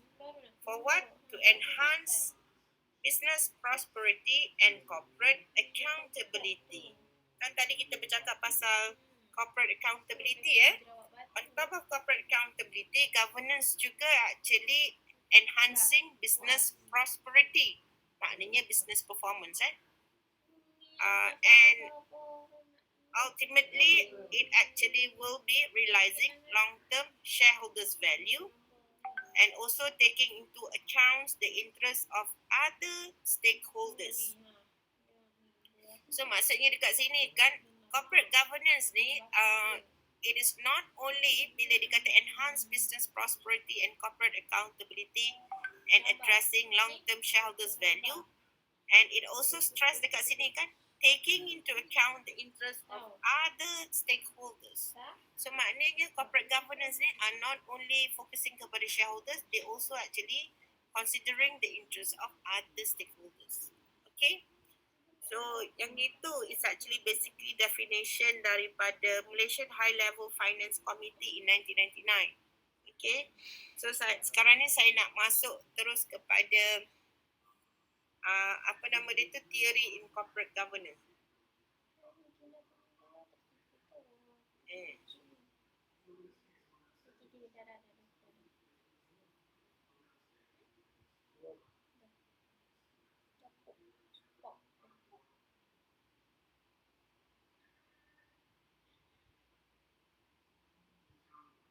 Okay, kalau kita tengok dekat sini, first punya teori yang saya nak discuss kat sini adalah berkenaan dengan agency theory. Okay, for agency theory, basically it is actually referring to the relationship between agent and principal. Macam saya kata tadi itulah. And agency theory is actually being defined by Jensen and Mackling. This is actually guru for corporate governance in 1976, where this agent and principal punya relationship actually explained by how principal engage the agent in performing some services on their behalf, and the principal normally delegates some decision-making authority to the agent. But the gist of agency theory ni adalah berkenaan dengan relationship between agent and principal. Okay? So, because of this principal and agent punya relationship, normally there will actually problem ataupun issue arises. Apakah dia? We call it as agency problem. So, the first one is actually adverse selection. This is actually whereby principal cannot determine if the agent performing the work for which he is paid. So, this is actually in a situation where the principal ataupun the shareholders cannot actually ensure that the agent that they engage, which is actually the board of directors, are able to bukan delegate, are able to discharge their role and performing their role or work for what he or she being paid for. That's actually some issues when we talk about agency relationship.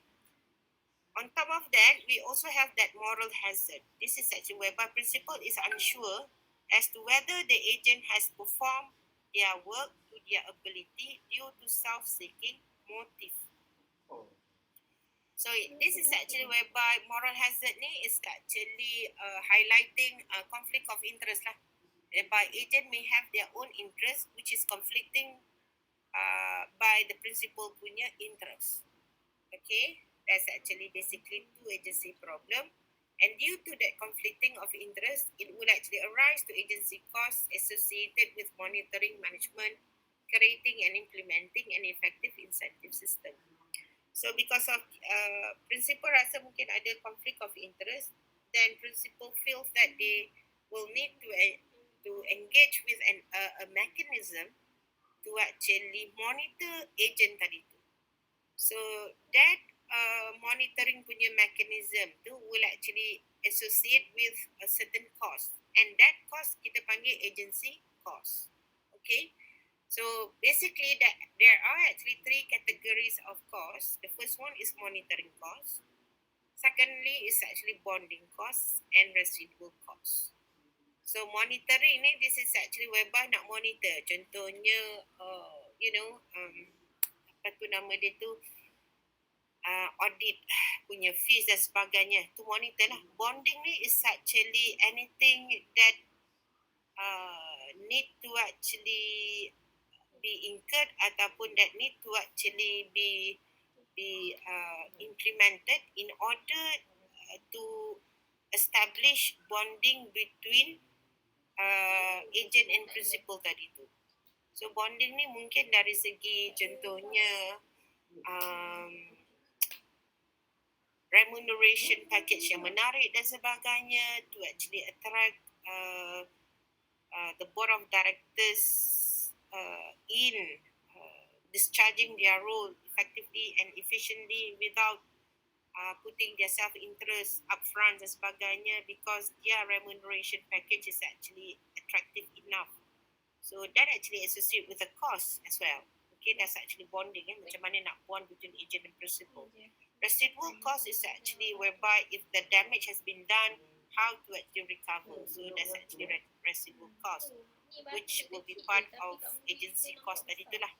So the main focus on this theory is the selections of appropriate governance mechanism between principal and agent that will ensure an efficient alignment between both parties' interests and minimize agency costs. So, okay. Next is actually transaction cost theory.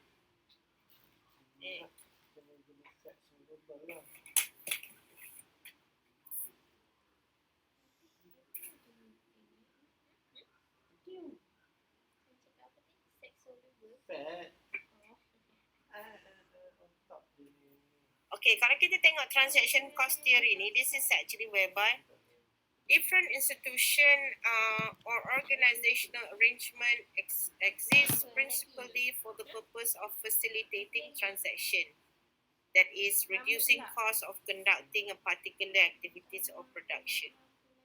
So basically when we talk about transaction cost theory, this is actually a cost which associate with the organisation punya activities ataupun transaction. Okay. So activities ataupun operations of the business ni normally contohnya contract dan sebagainya.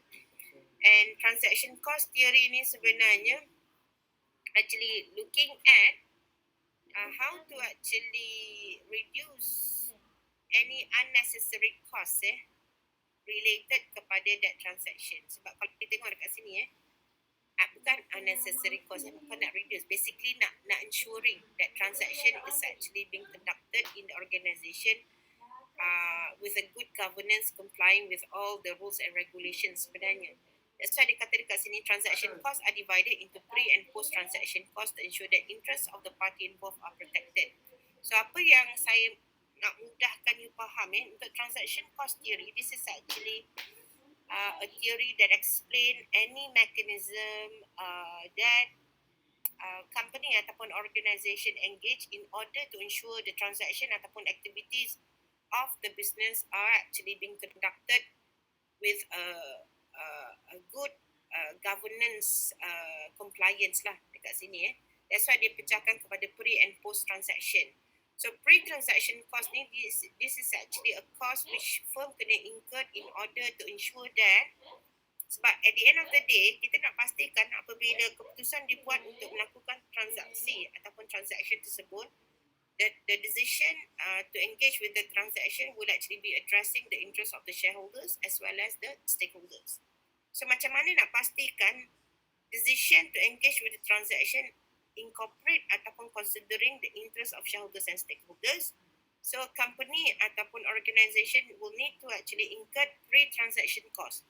Pre-transaction cost is actually whereby the cost which the firm ataupun the organisation need to incur to do some study ataupun to actually analyze to ensure that there is no unethical conduct happening before that transaction took place. Contohnya kalau saya nak bagi contoh kalau kita tengok sekarang ni banyak kontrak ataupun tender kerajaan, kenapa it is actually non-performing itu adalah kerana apabila tender ataupun projek diberikan kepada satu-satu kontraktor tu, mungkin background check dan sebagainya tidak dilakukan yang menyebabkan tender ataupun projek diberikan kepada kontraktor yang tidak berwibawa ataupun they are not actually competent to conduct ataupun to actually do the project on and deliver the project on time. So pre-transaction cost is actually to ensure that, sebab kadang-kadang kalau you nampak kenapa projek diserahkan kepada kontraktor yang tidak sepatutnya adalah mungkin dia menggunakan kabel ataupun mungkin ada elemen rasuah di situ dia mungkin bagi komisen kepada pegawai dan sebagainya yang menyebabkan tender tersebut diberikan kepada mereka. So pre-transaction cost is actually any mechanism to actually curb ataupun to address jangan ada isu-isu yang macam gini, pakai kabel ke, pakai dia punya kontak dan sebagainya bila projek hendak di-award kepada satu-satu kontraktor. So those costs is actually what we call as pre-transaction cost. Any cost that will actually ensure that the decision to actually proceed with the transaction is actually will be safeguarding the interest of shareholders and juga stakeholders yang lain. Kalau post-transaction cost adalah any cost which the organisation need to incur in order to monitor and to actually administer the project to ensure that the project ataupun the activities of the project can actually be completed within the given timeline dan sebagainya. Contohnya dekat sini kan mungkin adanya maintenance cost dan sebagainya lah.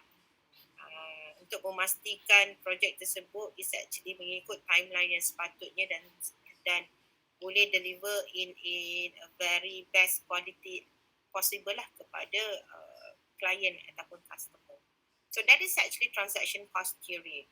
A cost which involve this transaction in the business to ensure that the transaction ataupun the project that they are actually running ataupun doing is actually addressing all the interests of shareholders and stakeholders, and it is actually to safeguard the interest of client ataupun customer that they are serving. So that's why the pre and also post transaction cost. Ada soalan ke kelas? Anything?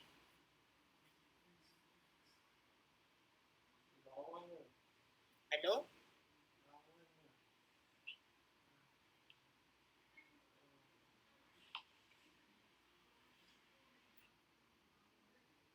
Hello? Tak ada soalan madam. Okey, kalau tak ada, saya proceed lagi Boleh madam. Okey, seterusnya adalah stewardship theory. stewardship theory ni is actually different than agency theory. Tadi kan kita tengok first tadi agency theory. So this theory defines situation which managers are not motivated by individual goals, but rather as stewards whose motives are aligned with the objective of their principal.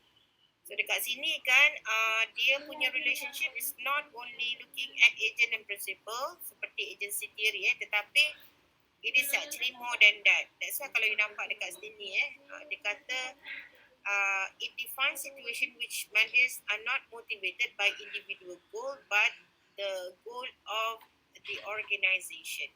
Okay. It also acknowledges a larger range of human motive, including orientation towards achievement, altruism, commitment to meaningful work.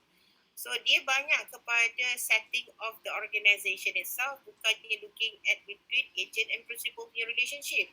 Tapi banyaknya melihat kepada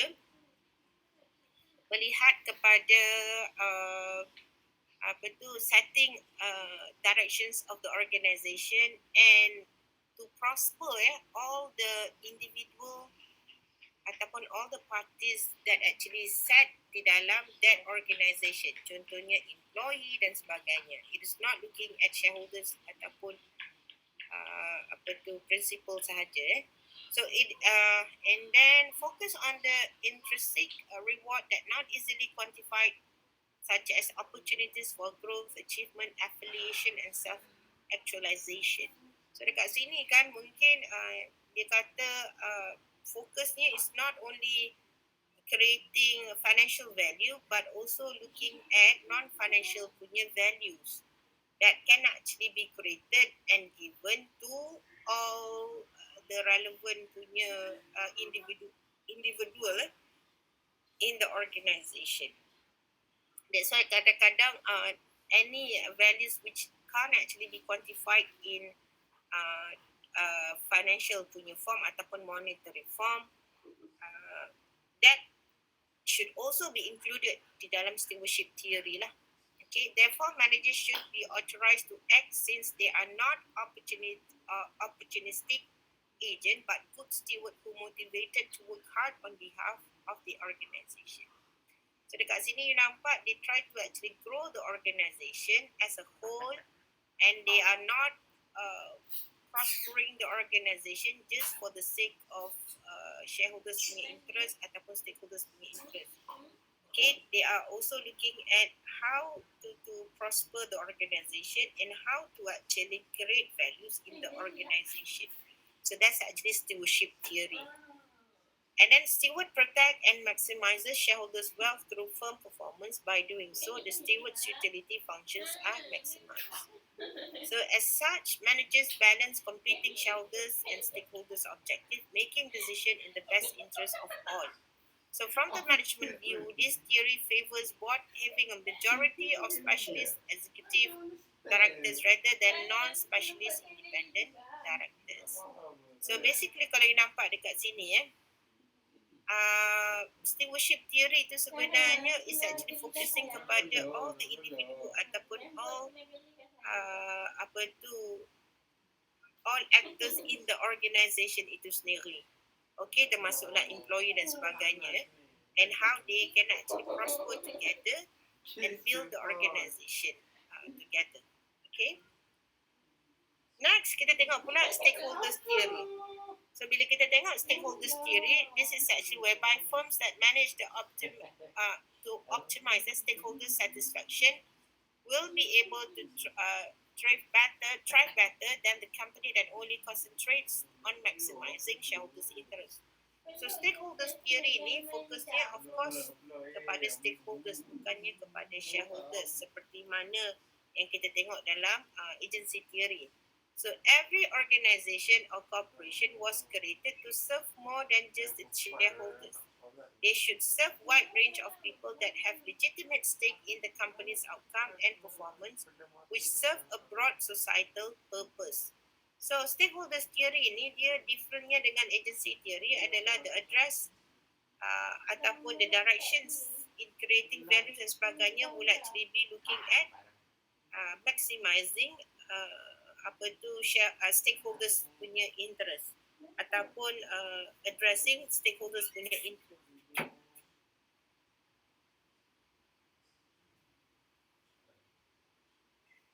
Okay, you nampak dekat sini the difference between shareholders theory dengan stakeholders theory. Kalau shareholders theory is focuses on corporate profit maximization. Sebab we are talking about shareholders, the interest of shareholders yang dia akan addresskan. So sometimes they will actually be compromising other stakeholders punya interest because now address shareholders punya interest. Tetapi when we talk about stakeholders theory, this will actually be focusing on stakeholders interest as a whole, and you can see that stakeholders ni ramai. Okay, so you akan dapat contohnya employee, customers, apa lagi, supplier, client dan sebagainya. Okay, ada soalan? Guys? Ada, madam. Okay ke? Saya boleh proceed lagi ke apa?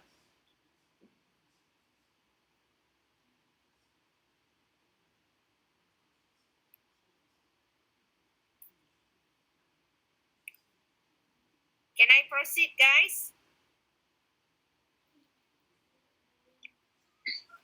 Yes, madam.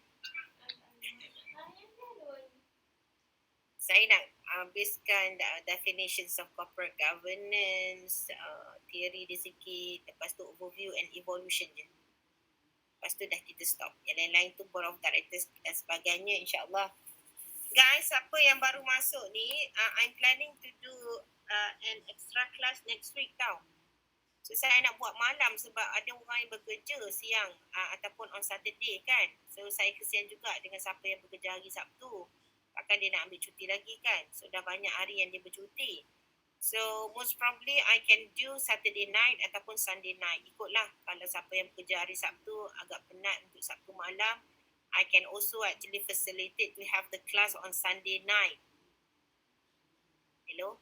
Dengar tak? Tadi kita discuss. Sebab bila nak siang tu ada orang boleh, ada orang tak boleh, ada orang bekerja, ada orang ada kelas lain. So I think the best time mungkin malam kot kita buat kelas kejap. Maybe sepatutnya 3 jam kan. Mungkin we'll just take like 2 hours pun cukup. Saya nak masukkan untuk board of directors. Guys, dengar tak? Saya nak inform siapa yang masuk lambat tadi. You know? Okay ke? Okay, You know? madam. Okay, madam. Okay. Saya risau je kelas teori di Sabtu petang ni macam semua orang senyap ni. Saya tak tahu sama ada you dengar ke tak dengar. Okay. But anyway, sebab kita ni dah masuk topik yang last on corporate governance. Soalan final ni pun saya baru je finalizekan untuk exam kita semester ni. Okay, dan kita tengok. This is actually overview of corporate governance pula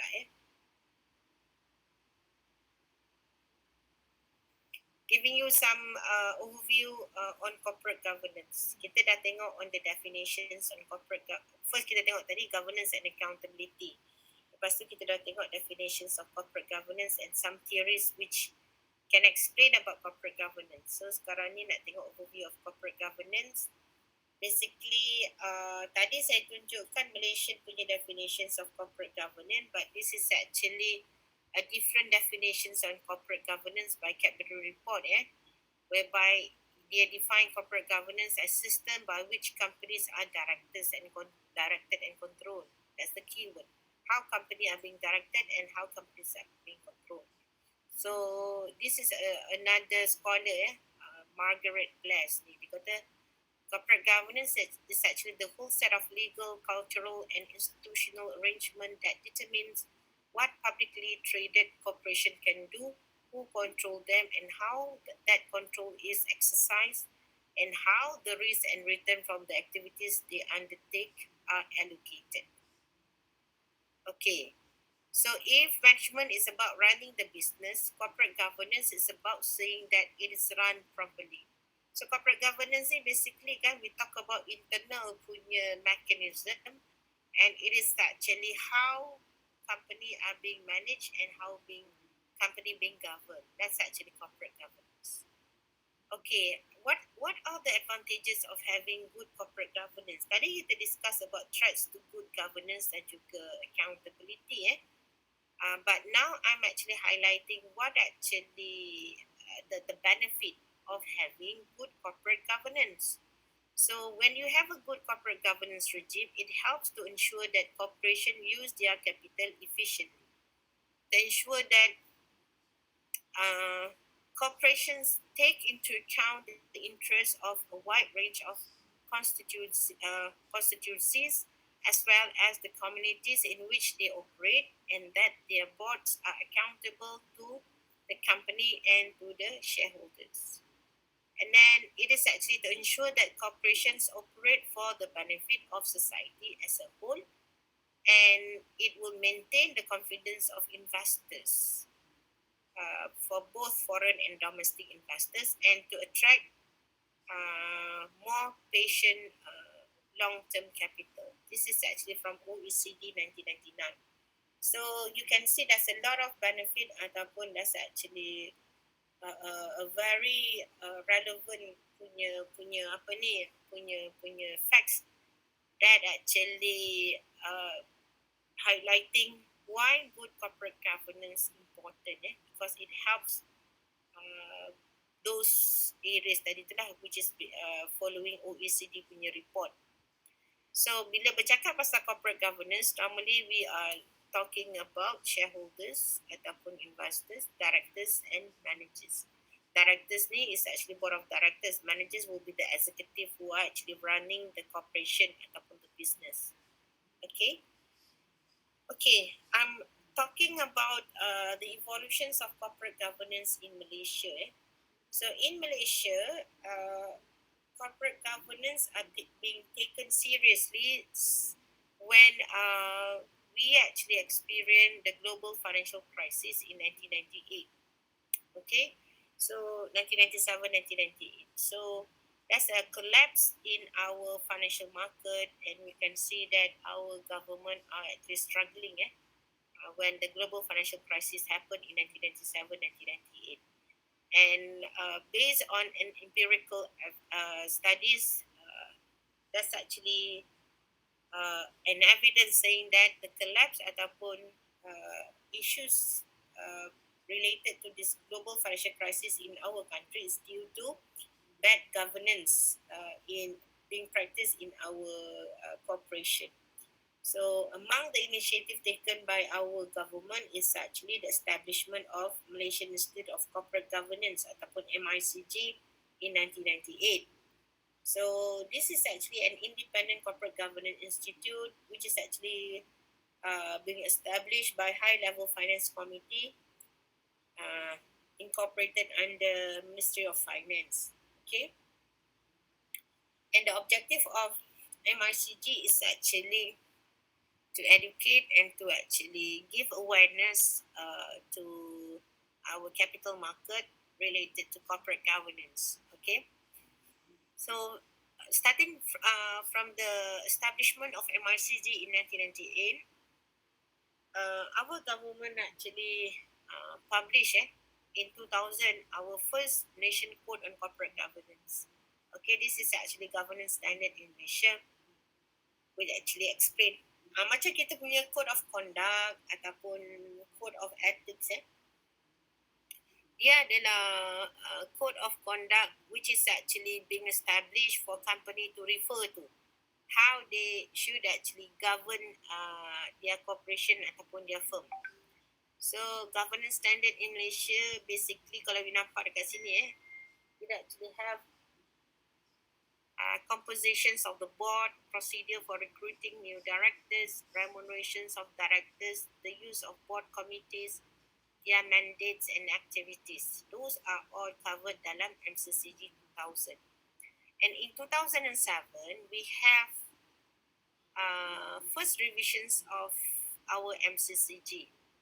Okay, again dia adalah dia punya amendments. You boleh cari sebenarnya what are the amendments in MCCG 2007, and the amendments is actually meant to update and to improve MCCG 2000.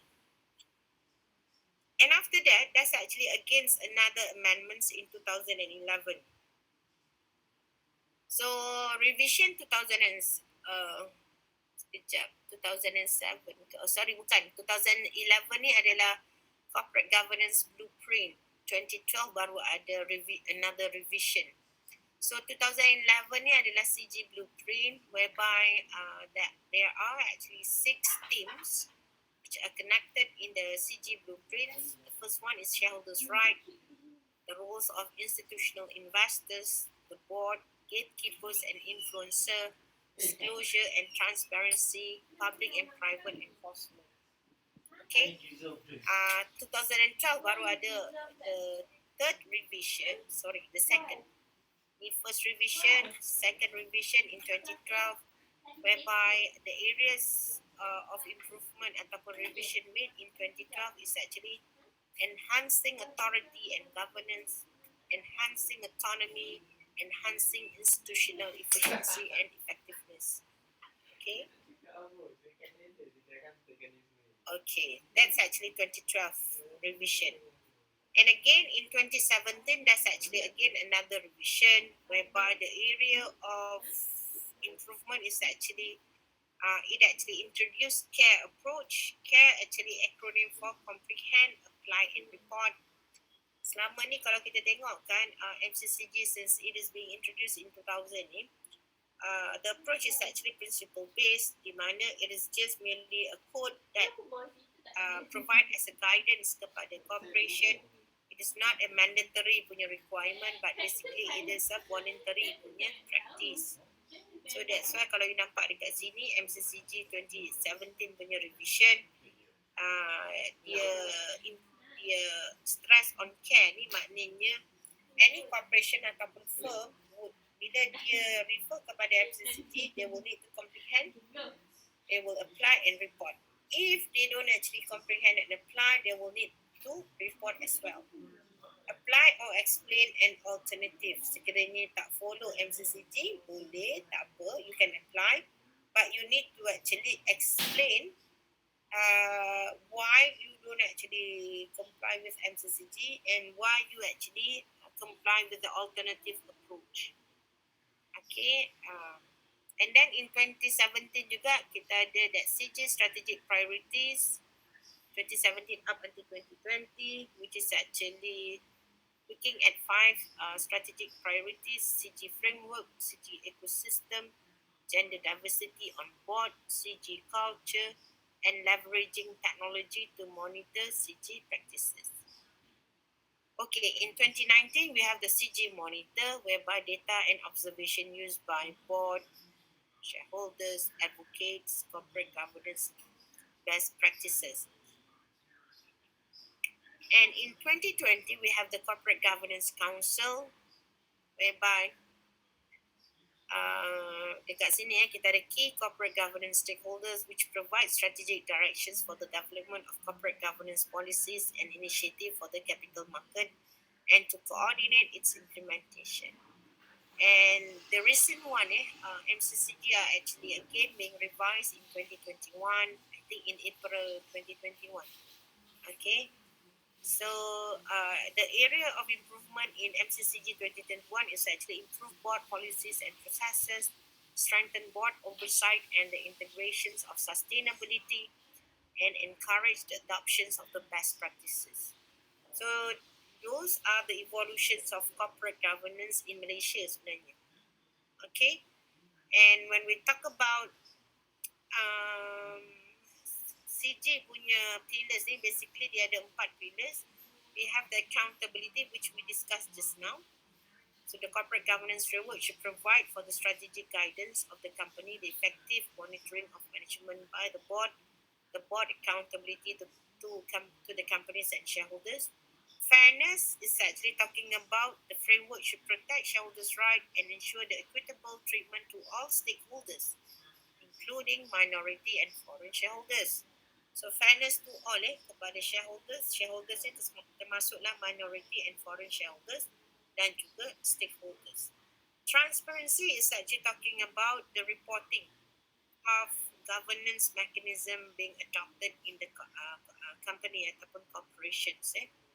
Okay, ensure timely and accurate disclosure made on all matters regarding the company, including financial institution, performance, ownership, and governance structure. And then kita ada independence assurance. This is actually corporate governance framework should provide independence assurance services towards all stakeholders. Okay, because it actually governs and it actually ensure the compliance of practices of the company lah. Okay, and that would actually giving some assurance kepada stakeholders that whatever processes it actually complying with all the rules and regulation. Okay, some of the element of corporate governance you akan nampak kat situ: good board practices, control environment, transparent disclosure, well-defined shareholders' right, board commitment, and information technology sector. Okay. Okay. So kalau good board kat sini, kalau kita tengok good board practices ni dekat sini, we are looking at how a board would actually be practicing good practices and discharge their role and responsibility towards the company. So good board practices should actually include several components such as clearly defined roles and authority. Macam tadi kan kita kata that individuals should know what are their roles and responsibility. Duties and responsibility of directors is clear. Board is well structured, appropriate composition and mix of skill, appropriate board procedure, directors' remuneration in line with best practice, board self-evaluation and training conducted. When we talk about control environment as part of element of corporate governance dekat sini, there are 5 key components when you talk about control environment. It is actually falls under the internal control. And kalau you tengok, pernah dengar tak COSO? This is actually a committee that provide reasonable assurance regarding how corporation ataupun firm will actually be achieving their objective. So, control environment sememangnya we will actually be referring to internal control in the organisation. So, there are 5 key components in internal control punya system, whereby we have the control environment, we have the risk assessment, control activities, information and communication, and finally monitoring activities. Okay, so those are the 5 key components when you talk about internal control. Okay, so kalau you nampak dekat sini control environment tu basically they are talking about internal control procedure, risk management framework, presence, disaster recovery place, system is in place, media management techniques is being used, business continuity procedure is in place, independent audit committee established, internal audit function, management information system established, and compliance functional function established, and finally independent external auditors conduct audit in the organization. Guys, are you okay? Okay. Kalau okay, bagus. Teruskan lagi. When we talk about transparent disclosure, this is actually again another essential punya element when we talk about element of corporate governance, whereby it provides base for informed decision making by shareholders, stakeholders and potential investors in relation to capital allocation, corporate transaction and financial performance monitoring. Kelas, kenapa saya nak explain pasal element of corporate governance ni? Sekali lagi nak kena buat dalam you punya assignment untuk annual report analysis tu. So, kena tengok benda ni. Ada tak dia bercakap pasal, tadi kan kita ada cakap pasal board, good board practice sama ada tak clear definitions of role and responsibility, well structured board dan sebagainya dalam annual report. Lepas tu control environment, ada tak they disclose about internal control in the organisation? Next is actually transparent disclosure. This is actually referring kepada all the information yang you akan refer tu dalam you punya assignment tu nanti, whether the information that they disclose are transparent. It is not like hidden ataupun are not clear. Okay. So the new concept of transparency putting more responsibility on the corporation, not only let the truth be available to the public, but imposes to disclose it to every stakeholders and different stakeholders group. So dekat sini kalau kita nampak kan the expectations from the public towards the company is actually company need to actually be transparent. They will need to actually report any decision ke engagement yang dia buat in their disclosure. And normally people will actually refer to annual report lah. Okay, so ada tak dalam annual report yang dia orang report lah apa-apa information ke, decision ke dan sebagainya. So corporate governance in today's global environment has become more complex and dynamic in recent years due to regulatory requirement and greater scrutiny. So maknanya dekat sini kan people start actually scrutinize apa yang dibuat, and sememangnya regulatory requirement pun meningkat. Tadi kan kita nampak MCCG tu being revised up until the recent one last year. So in that MCCG sebenarnya adalah expectation yang tertentu company need to actually comply and report. Okay.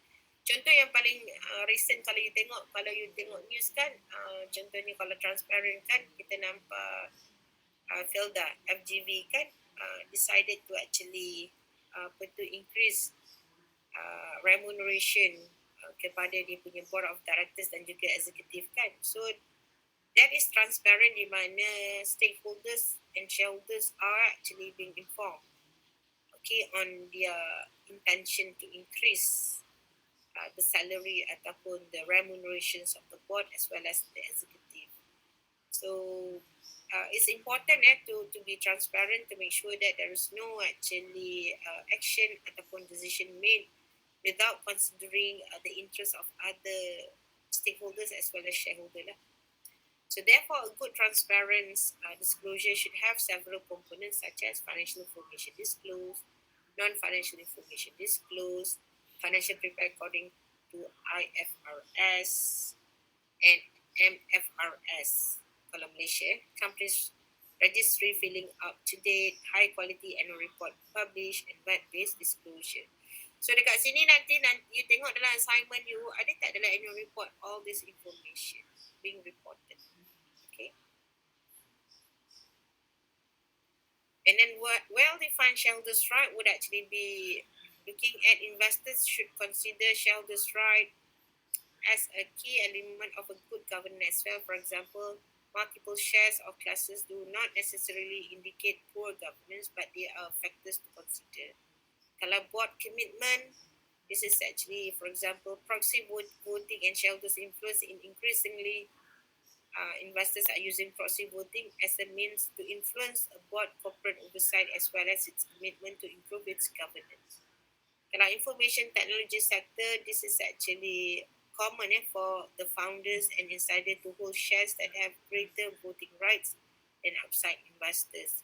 So those are some other element of corporate governance lah. Okay. Okay tak kelas? Saya tahu dia macam a bit taxing sikit bila dah sampai ke corporate governance punya chapter ni lah. Hello? Hello, madam. Macam mana? Okey tak?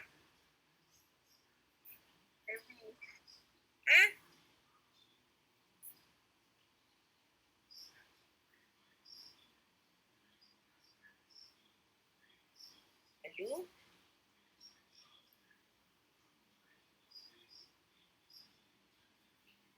Kita nak meneruskan lagi ke you rasa dah tepu dah?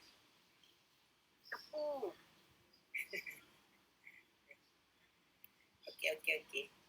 Saya rasa saya dah lecture berapa? 4 slide 1, 2, 3. 4 dah Ketiga.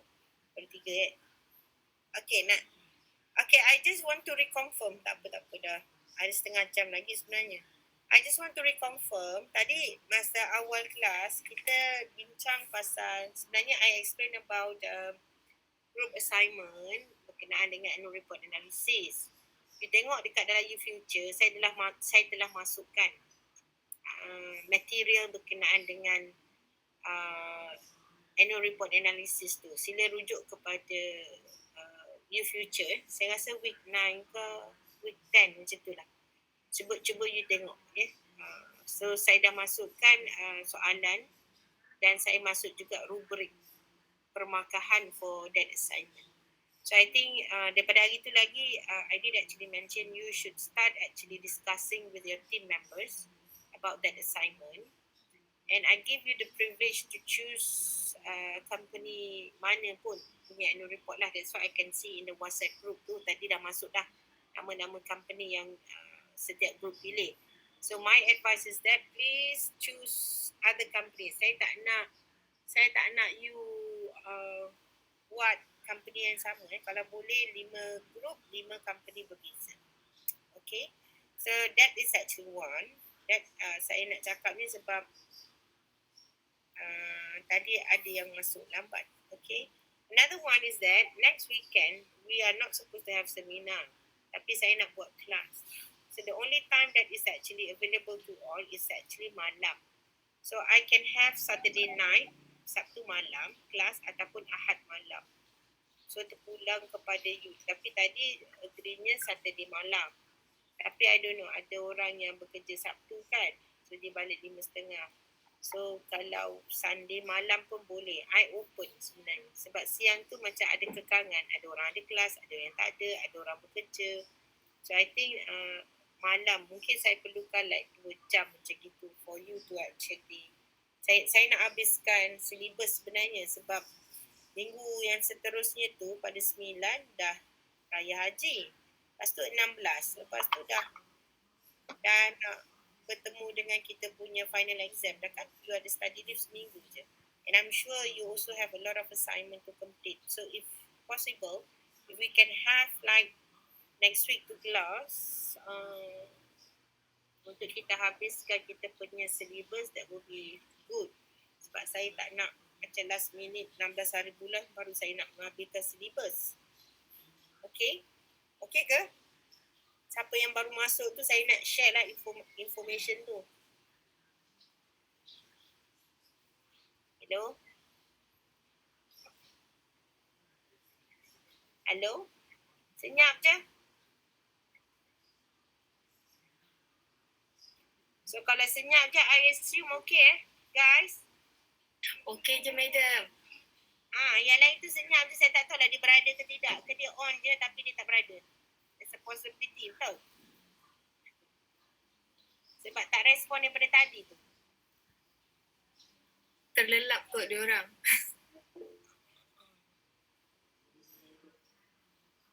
Okay. Tapi nanti saya update kalau Sabtu malam ataupun Ahad malam pada you guys, boleh kan? Boleh, madam. Tapi boleh tak kalau lepas pukul 9 macam tu ke? Lepas pukul 9? Siti, lepas pukul 9 ke? Macam 9 malam, 8:30, 9 malam macam tu lah. Malam kan nak buat? Kalau pukul 9 macam lambat sangat. Kalau 8:30 boleh? 8:30 okey? Okey. Tak adalah kalau pukul 9 tu macam lambat sangat. Tak pergi habis pukul apa? 8:30 boleh? 8:30? Boleh. Okey. 8:30. Nanti saya double confirm sama ada Sabtu malam ataupun Ahad malam. Boleh ke guys? Boleh, madam. Boleh. Saya nak memudahkan you supaya you habis cepat. Lepas tu you boleh Sabtu malam Azrin Atira. Kenapa? Azrin Ahad malam tak boleh ya? Saya try to facilitate semua orang sebenarnya. Ahad malam. Okay. Ini satu weekend je lah yang kena ada kelas malam sekali je. Okay, I hope that Sabtu malam. Okay lah. Kita tengok macam mana boleh saya nak habiskan syllabus supaya nanti I update balik dalam grup lah. habiskan syllabus by 2nd of July dah habis, then you can start buat revision for your final. Ahad malam ada test. Oh, Azim ada test. So, kena buat hari Sabtu malam lah. Oh, ada lecturer. Okay, Azim. Ramai ke yang ada test Ahad malam ni?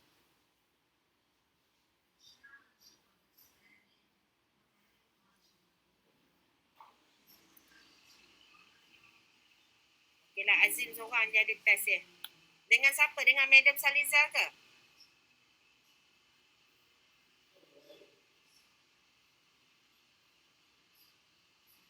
Sir Saiful. Okey, Ahad malam tu maknanya Ahad 3 hari bulan tu you ada test ya?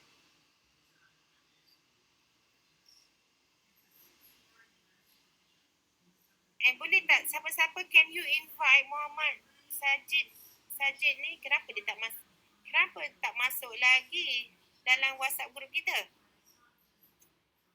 Can anybody invite Muhammad Sajid? Okey, kalau Ahad malam ada test kita buat Sabtu malam. Okey. So settle Okay. Okay. So settle. So tak ada isu dah tak ada orang yang bermasalah Kalau boleh kalau ada masalah tolong inform saya awal.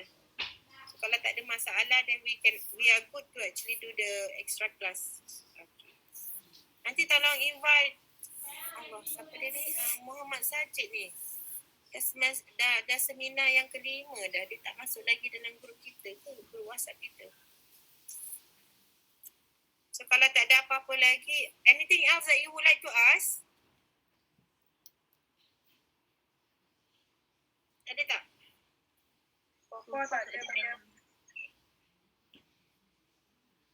Deadline untuk assignment kedua ni adalah pada 16 tau. 16 Julai tu. I think you can start buat dah. Kalau next week saya dah habis mengajar tu, saya rasa dah tak ada masalah. Tapi hari ni punya lesson pun by right sebenarnya dah boleh membantu you untuk buat you punya assignment. Okay? So kalau tak ada apa-apa lagi, thank you very much class. Tapi jangan lupa tolong invite Muhammad Sajid masuk dalam kita punya group WhatsApp